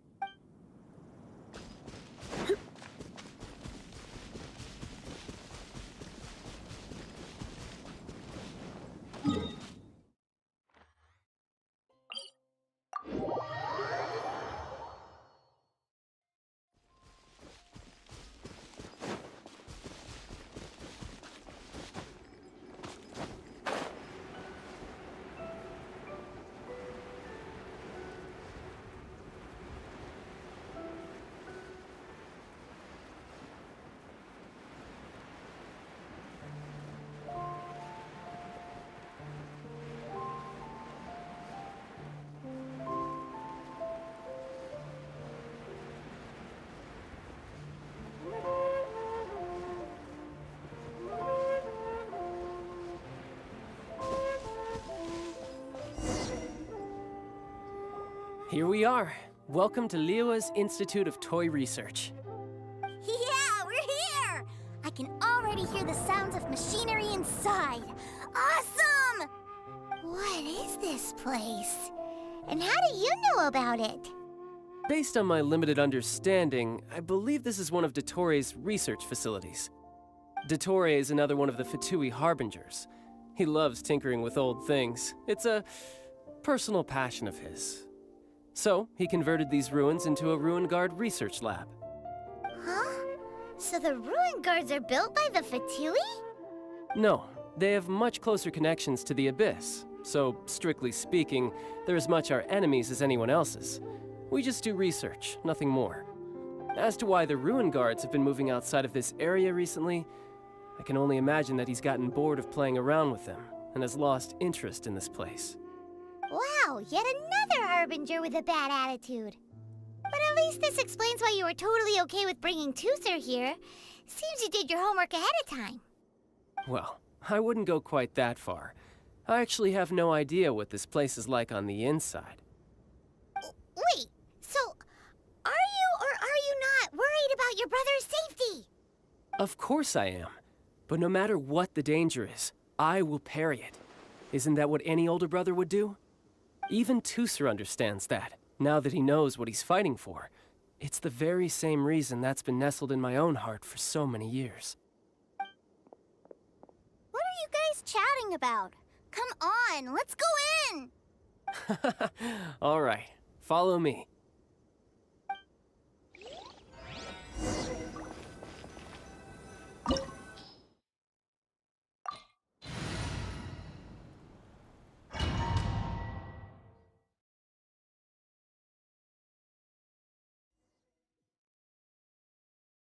Brother, someone was saying that Mr. Cyclops is a killing machine. Were they now? What a silly thing for them to say. And you shouldn't go repeating it either, Tooser. You're far too young to be talking about such violent topics. Yeah, I knew that they were lying anyways. Mr. Cyclops is here to defeat the bad guys and protect the world. He's my favorite toy. Right. With Mr. Cyclops around, the bad guys won't ever get you. That's right. Okay, I'm going to go play with Mr. Cyclops now. Hey, Tooser, wait up! The door's shut. Will Tooser be all right? There's another path over there. Let's move.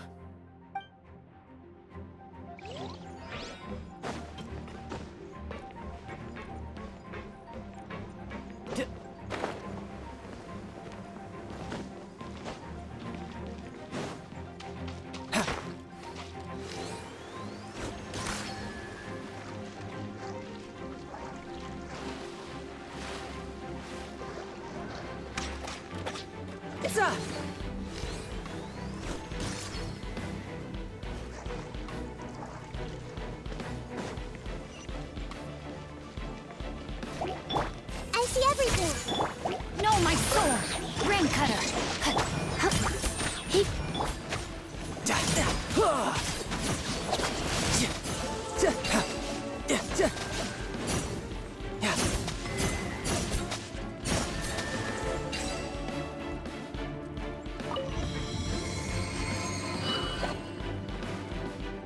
Oh, the door opened. Was that you? That's right. But give me a moment over here, Tooser. I need to make sure that everything's safe. Maybe I shouldn't have spoiled him quite so much.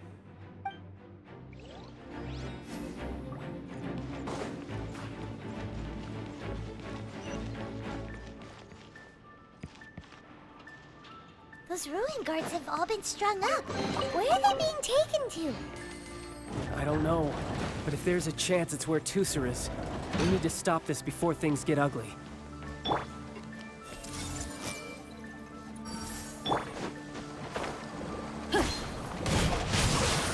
Rain outlines your... You can run, but you can't hide. Let me weave you over.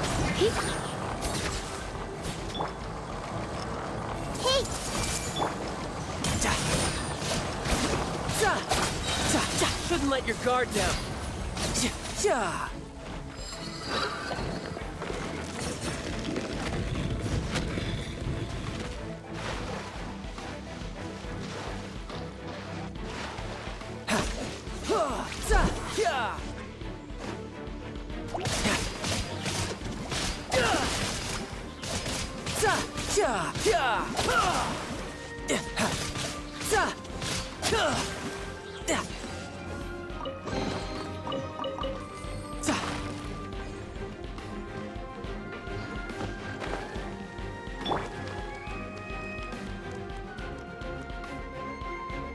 Tooser, see that big stone cube in front of you?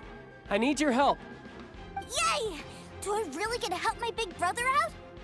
You bet. Now I'll count down from 3, and then we touch it together. Ready? 3, 2, 1.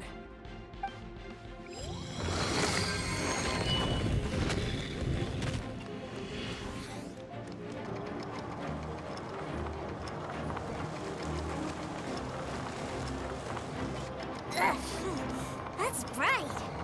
What is that? It's a witch ray that will turn you into a little lamb if it hits you. So stay out of its way. That's scary.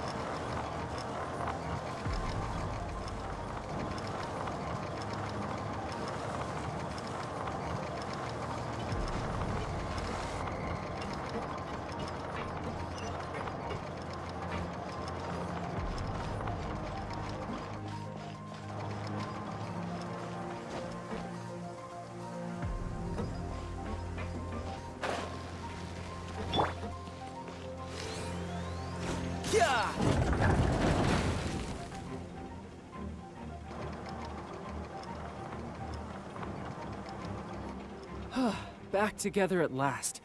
You're not hurt, are you, Tooser? Hurt? No way. This is really fun. Fun for you, maybe. We were all scared to death. What's over there? Wow, this room is huge. Is this where Mr. Cyclops takes his friends when they come to visit?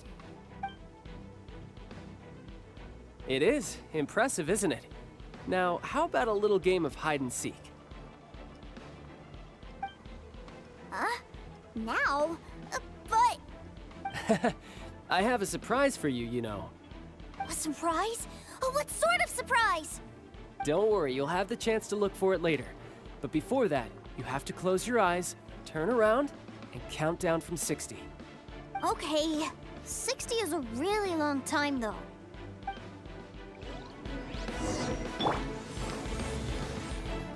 I see everything. 60, 59, 58. There's not much time. Let's clear all these hazards out. 48, 47, 46, 45. Are you guys okay? What's all that crashing and banging? Don't worry, it's all part of the surprise.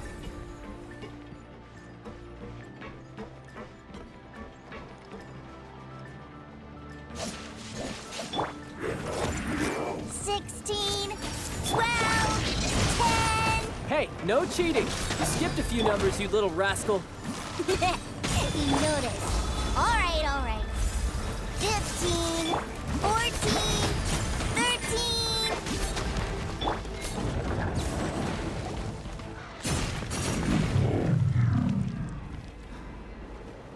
Huh?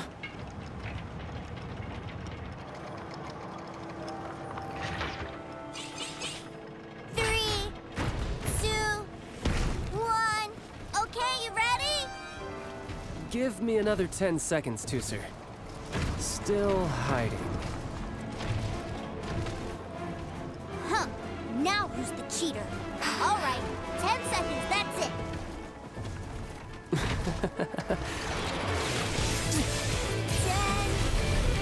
9, 8, 7, 6, 5, 4, 3, 2,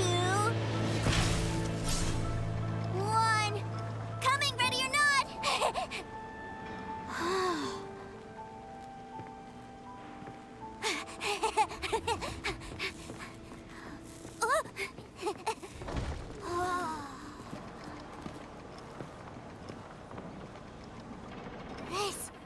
This is everything I've ever dreamed of!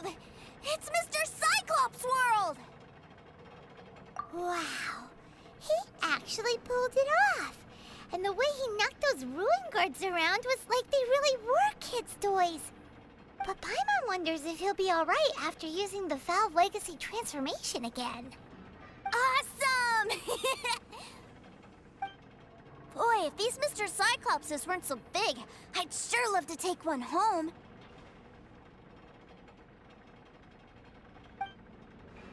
Wait, where'd he go? Where'd my brother go? Aren't you guys supposed to be playing hide and seek?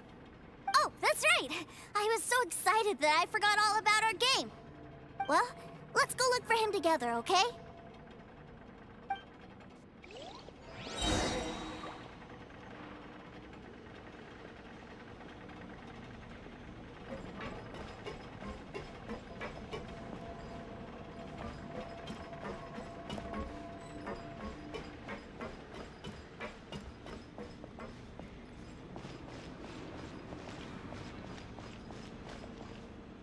It's a good thing that you two found me first. Looks like using the Foul Legacy transformation while I was still injured took more out of me than I thought. I have no idea what I'd do if Tooser saw me like this. Look at me, deflated as a burst balloon.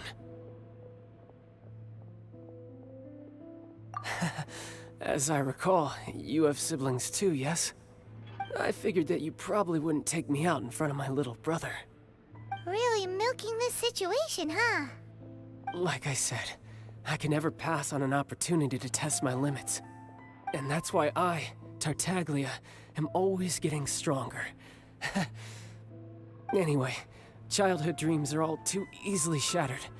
Even if you just leave them be, they will fall to pieces all by themselves. So someone has to protect them, right? If you make a promise, you keep it. If you make a mistake, you apologize. And if you give someone a dream, you defend it to the end. That is what family is all about, isn't it? Remind you of something, did I? Quit the tough guy act already! You need to see a doctor right away, mister! A fine suggestion, but first, I have a little something for Tooser. Please give it to him on my behalf. Huh? Is this a Mr. Cyclops action figure? Indeed. I had made it to order by a smith some time back. I had intended to give it to him on my return to Snezhnaya, but it seems that it would make a better souvenir at this point. Wow. Now that Paimon thinks about it, Child's family are really lucky to have him, aren't they? I'll also need you to explain my abrupt departure to Tooser. You'll help me out, won't you? The cold will kill the pinky that once betrayed your friend. The frost will freeze your tongue off so you never lie again. Ah, that nursery rhyme brings back so many delightful memories. Tooser taught you that one, did he? All right, thank you.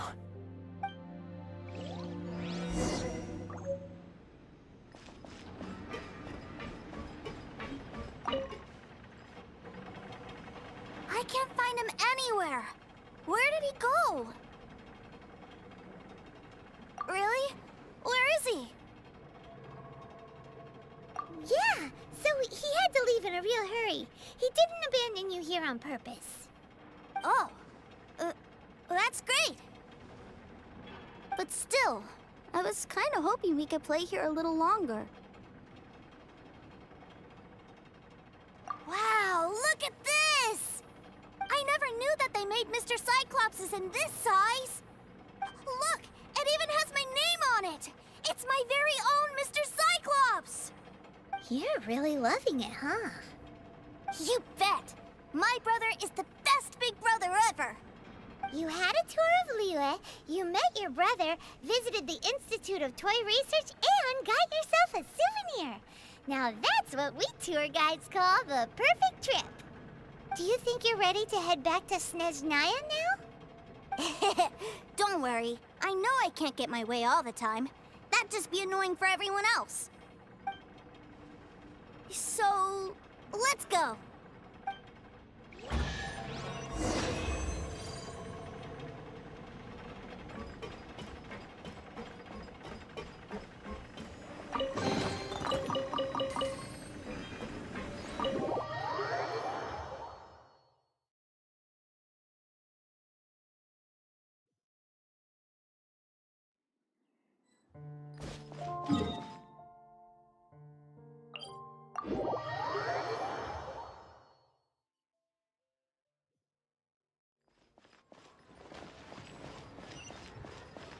Let's dance.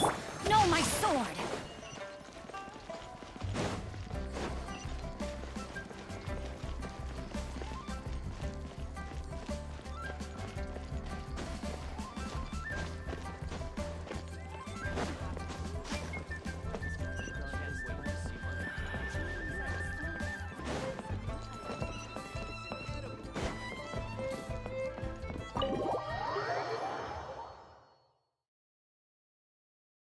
Ma'am, young Master Tooser, I've been waiting for you.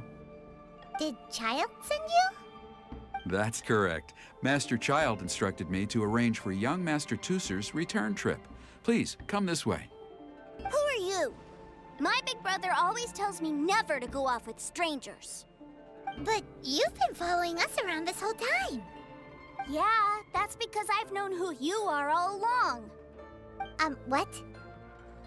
My brother told us all about you in a letter he sent back home.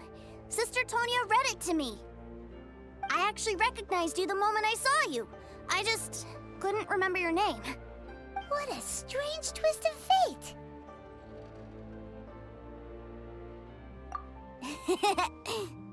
Young Master Tooser, the boat to Snezhnaya will dock soon. We'd best prepare for boarding. Gee, time really flies when you're having fun. Well then, see you, Miss Nice Lady. I'll wait for you back home. You definitely have to come visit Snezhnaya sometime. Pinky promise? You make a pinky promise, you keep it all your life. You break a pinky promise, Paimon throws you on the ice. The cold will kill the pinky that once betrayed your friend. The frost will freeze your tongue off so you never lie again. It's a promise, then. Bye-bye, Tooser. Have a safe trip.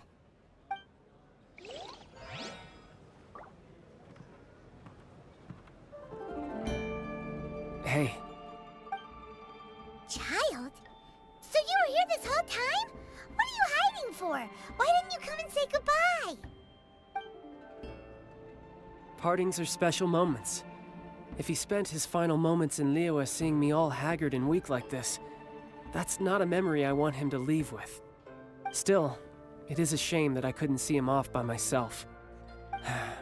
I should have been the one taking him back. I do have subordinates to escort him, but I still feel a little uneasy. Jeez, don't you think you've spoiled him enough already? I can't quite explain it, but somehow I felt much more at ease leaving him in your care. And to think that not long ago we... Ah, yes, I almost forgot. Remuneration for your services, which I really couldn't have done without this time. Aha! So you do have a heart after all. One other thing. Don't forget our promise now. Let's have a rematch when we get the chance. This time, with my honor as a harbinger on the line. You best go rest up first. Don't come crying to us when you lose all over again. Regardless of who wins or loses our next bout, I'd also like to invite you over to my home.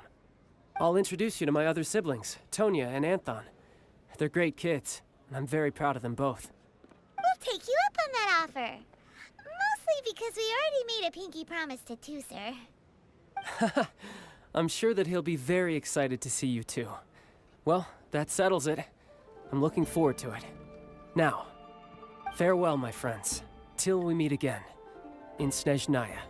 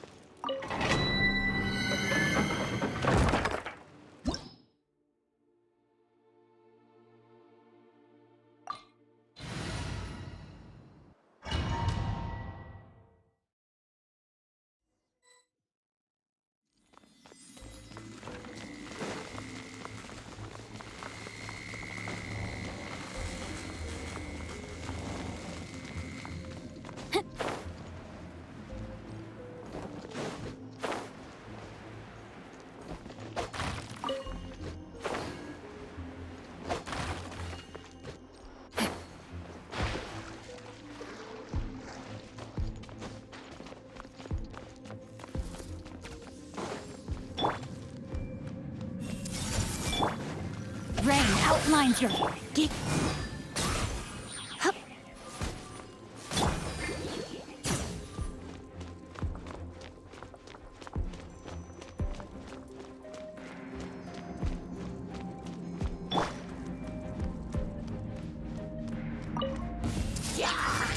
Let me read you a verse. Huh? Let's spark. The Temple of Wisdom!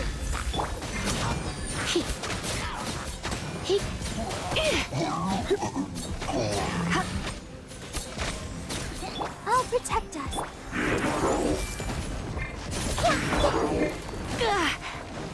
You? Rain outlines your fate.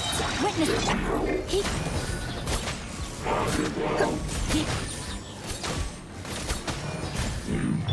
Everyone hold hands! Share my knowledge!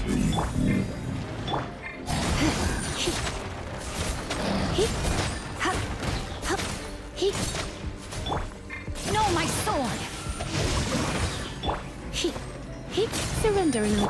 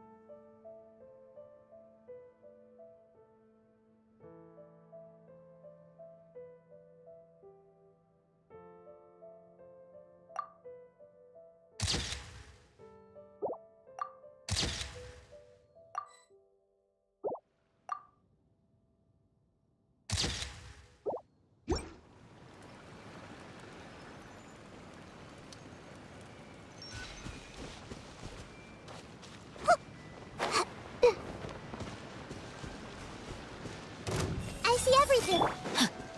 Let me weave you a verse. Rain out. Let's dance. You.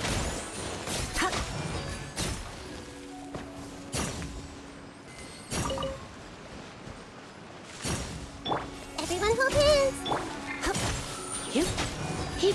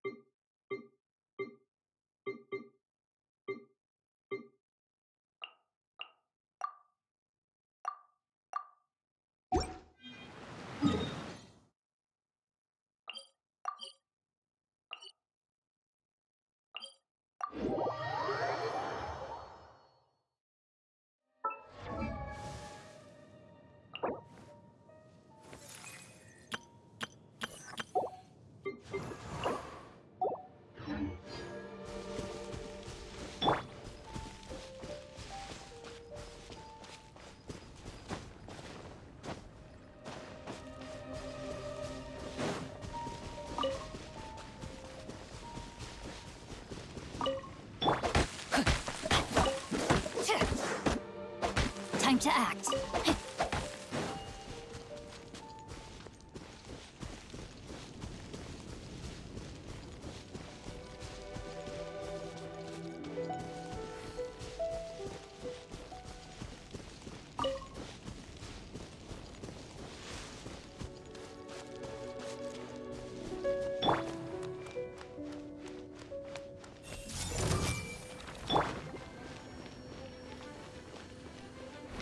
protect us.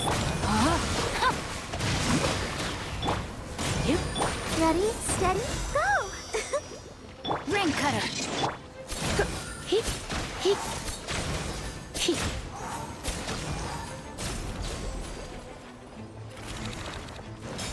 Heat, ha. Everyone hold it.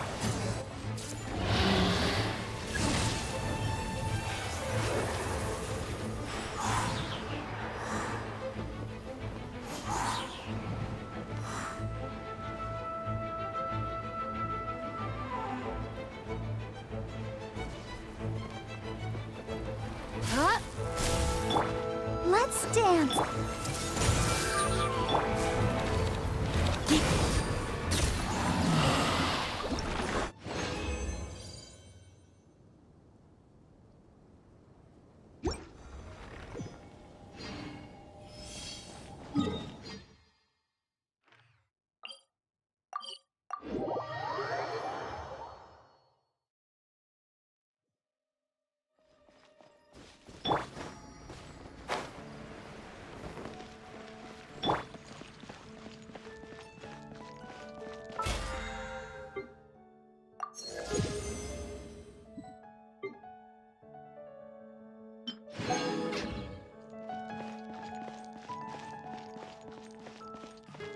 Ad Astra Abyssosk.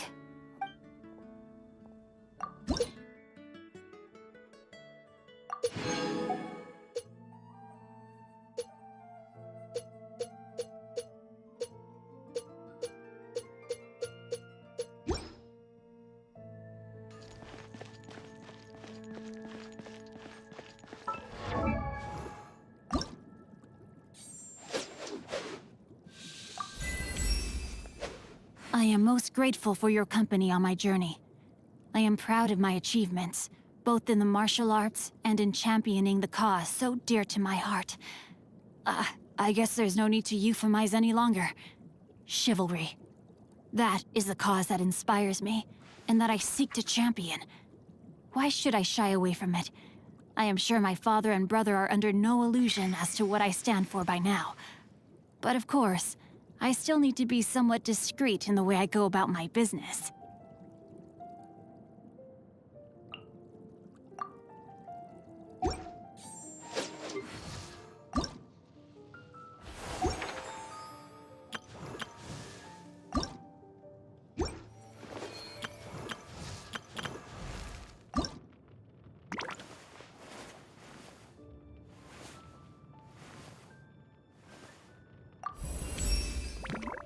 As my father always says, to make a 5-star dish, you need 10-star passion. I know. To be able to come this far is definitely thanks to your 10-star passion when it comes to practicing with me.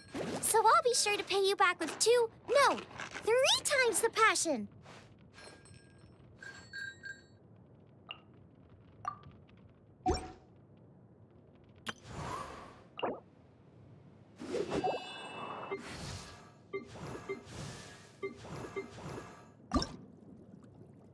I wonder when I'll...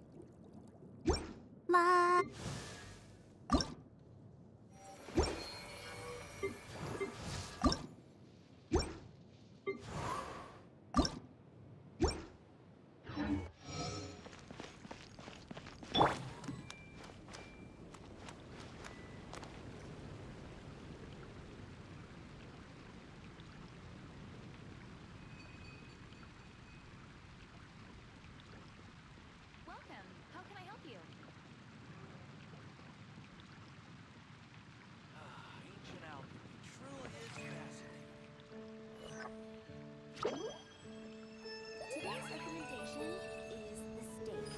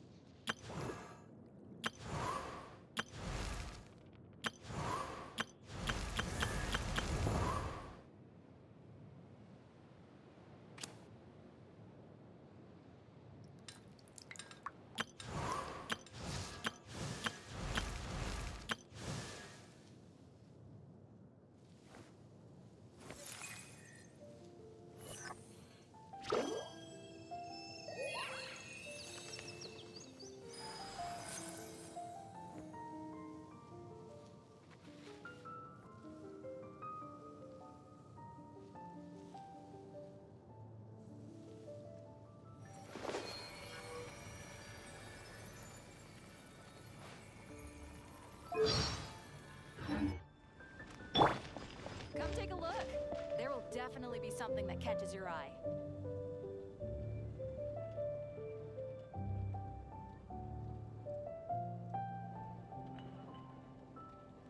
It's been getting quite busy recently.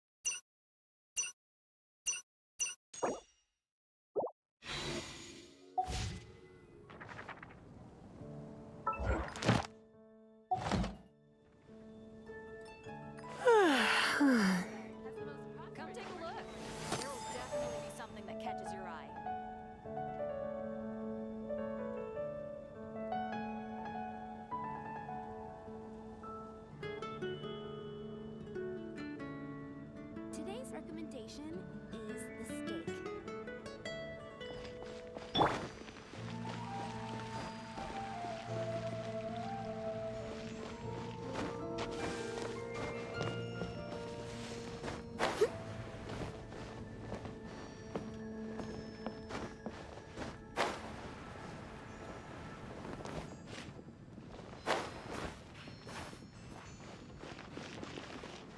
Today's recommendation is the steak.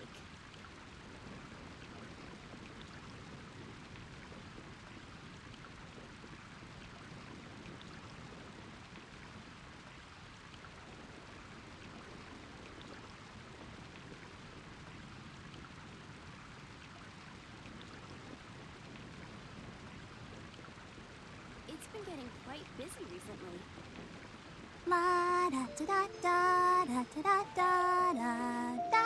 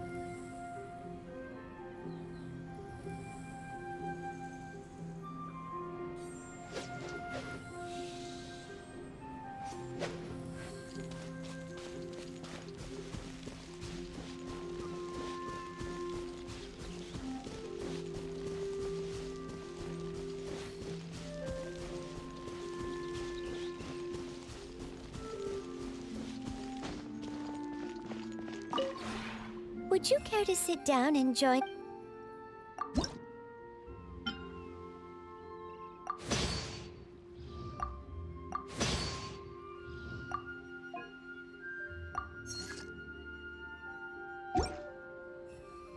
If you ever have any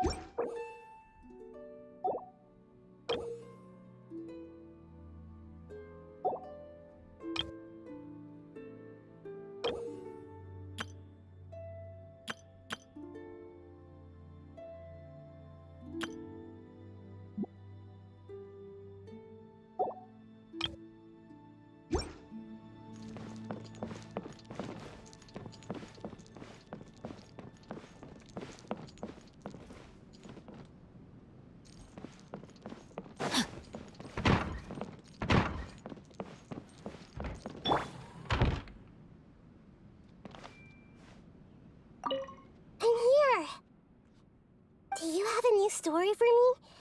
I'll trade you some candied ashwagandha nuts. I made them myself.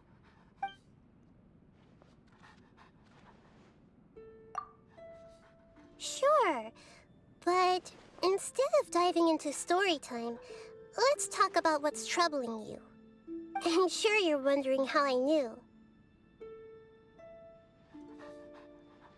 Well, your troubles are written on your face, silly. I'm always observing you, you know? You look as miserable as a lavender melon that's been struck by lightning. Don't lose heart. Sometimes you might feel like you're the unluckiest person in the world. But for all you know, it could also just be an unfortunate situation.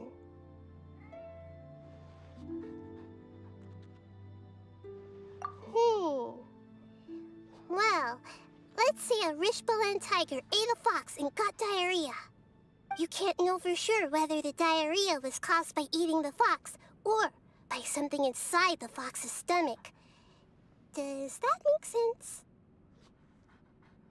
If Rishbalan tigers stopped eating foxes out of fear of diarrhea, they would have become extinct a long time ago. As long as the Rishbalan tiger keeps eating foxes, and as long as we keep living our lives, we'll experience all kinds of different situations. Fortunate, unfortunate, and everything in between. There, you're doing great. Have a head pat.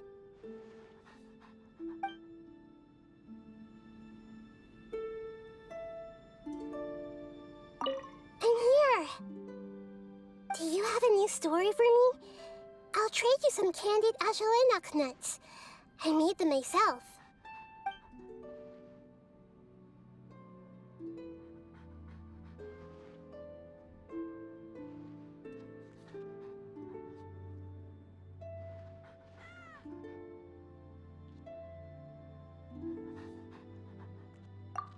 May I start with a question?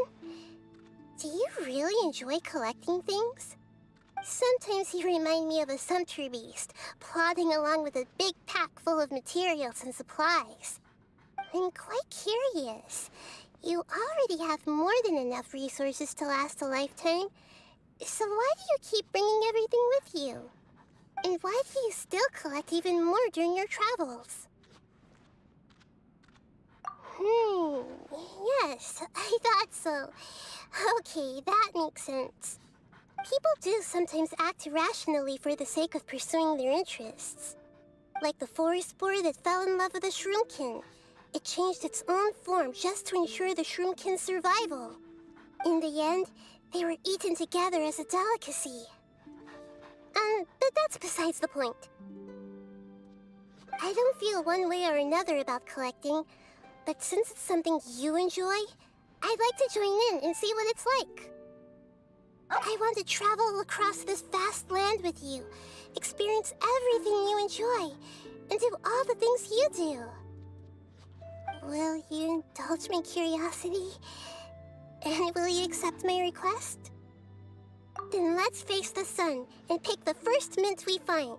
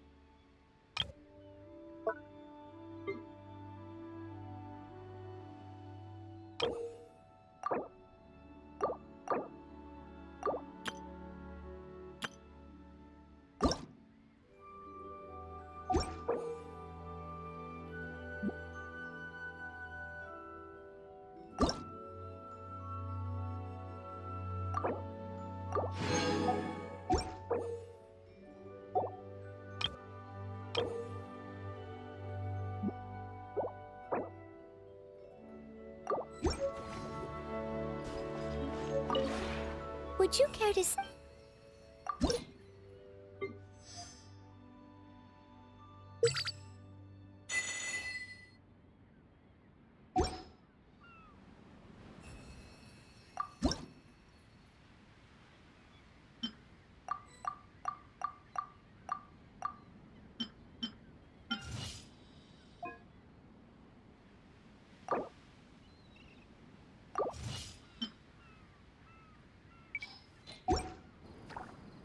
If you ever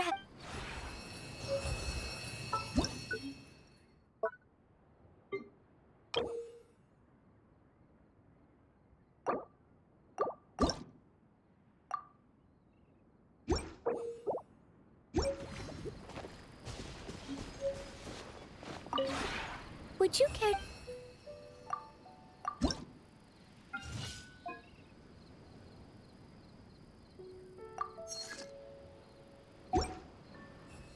If you ever have any...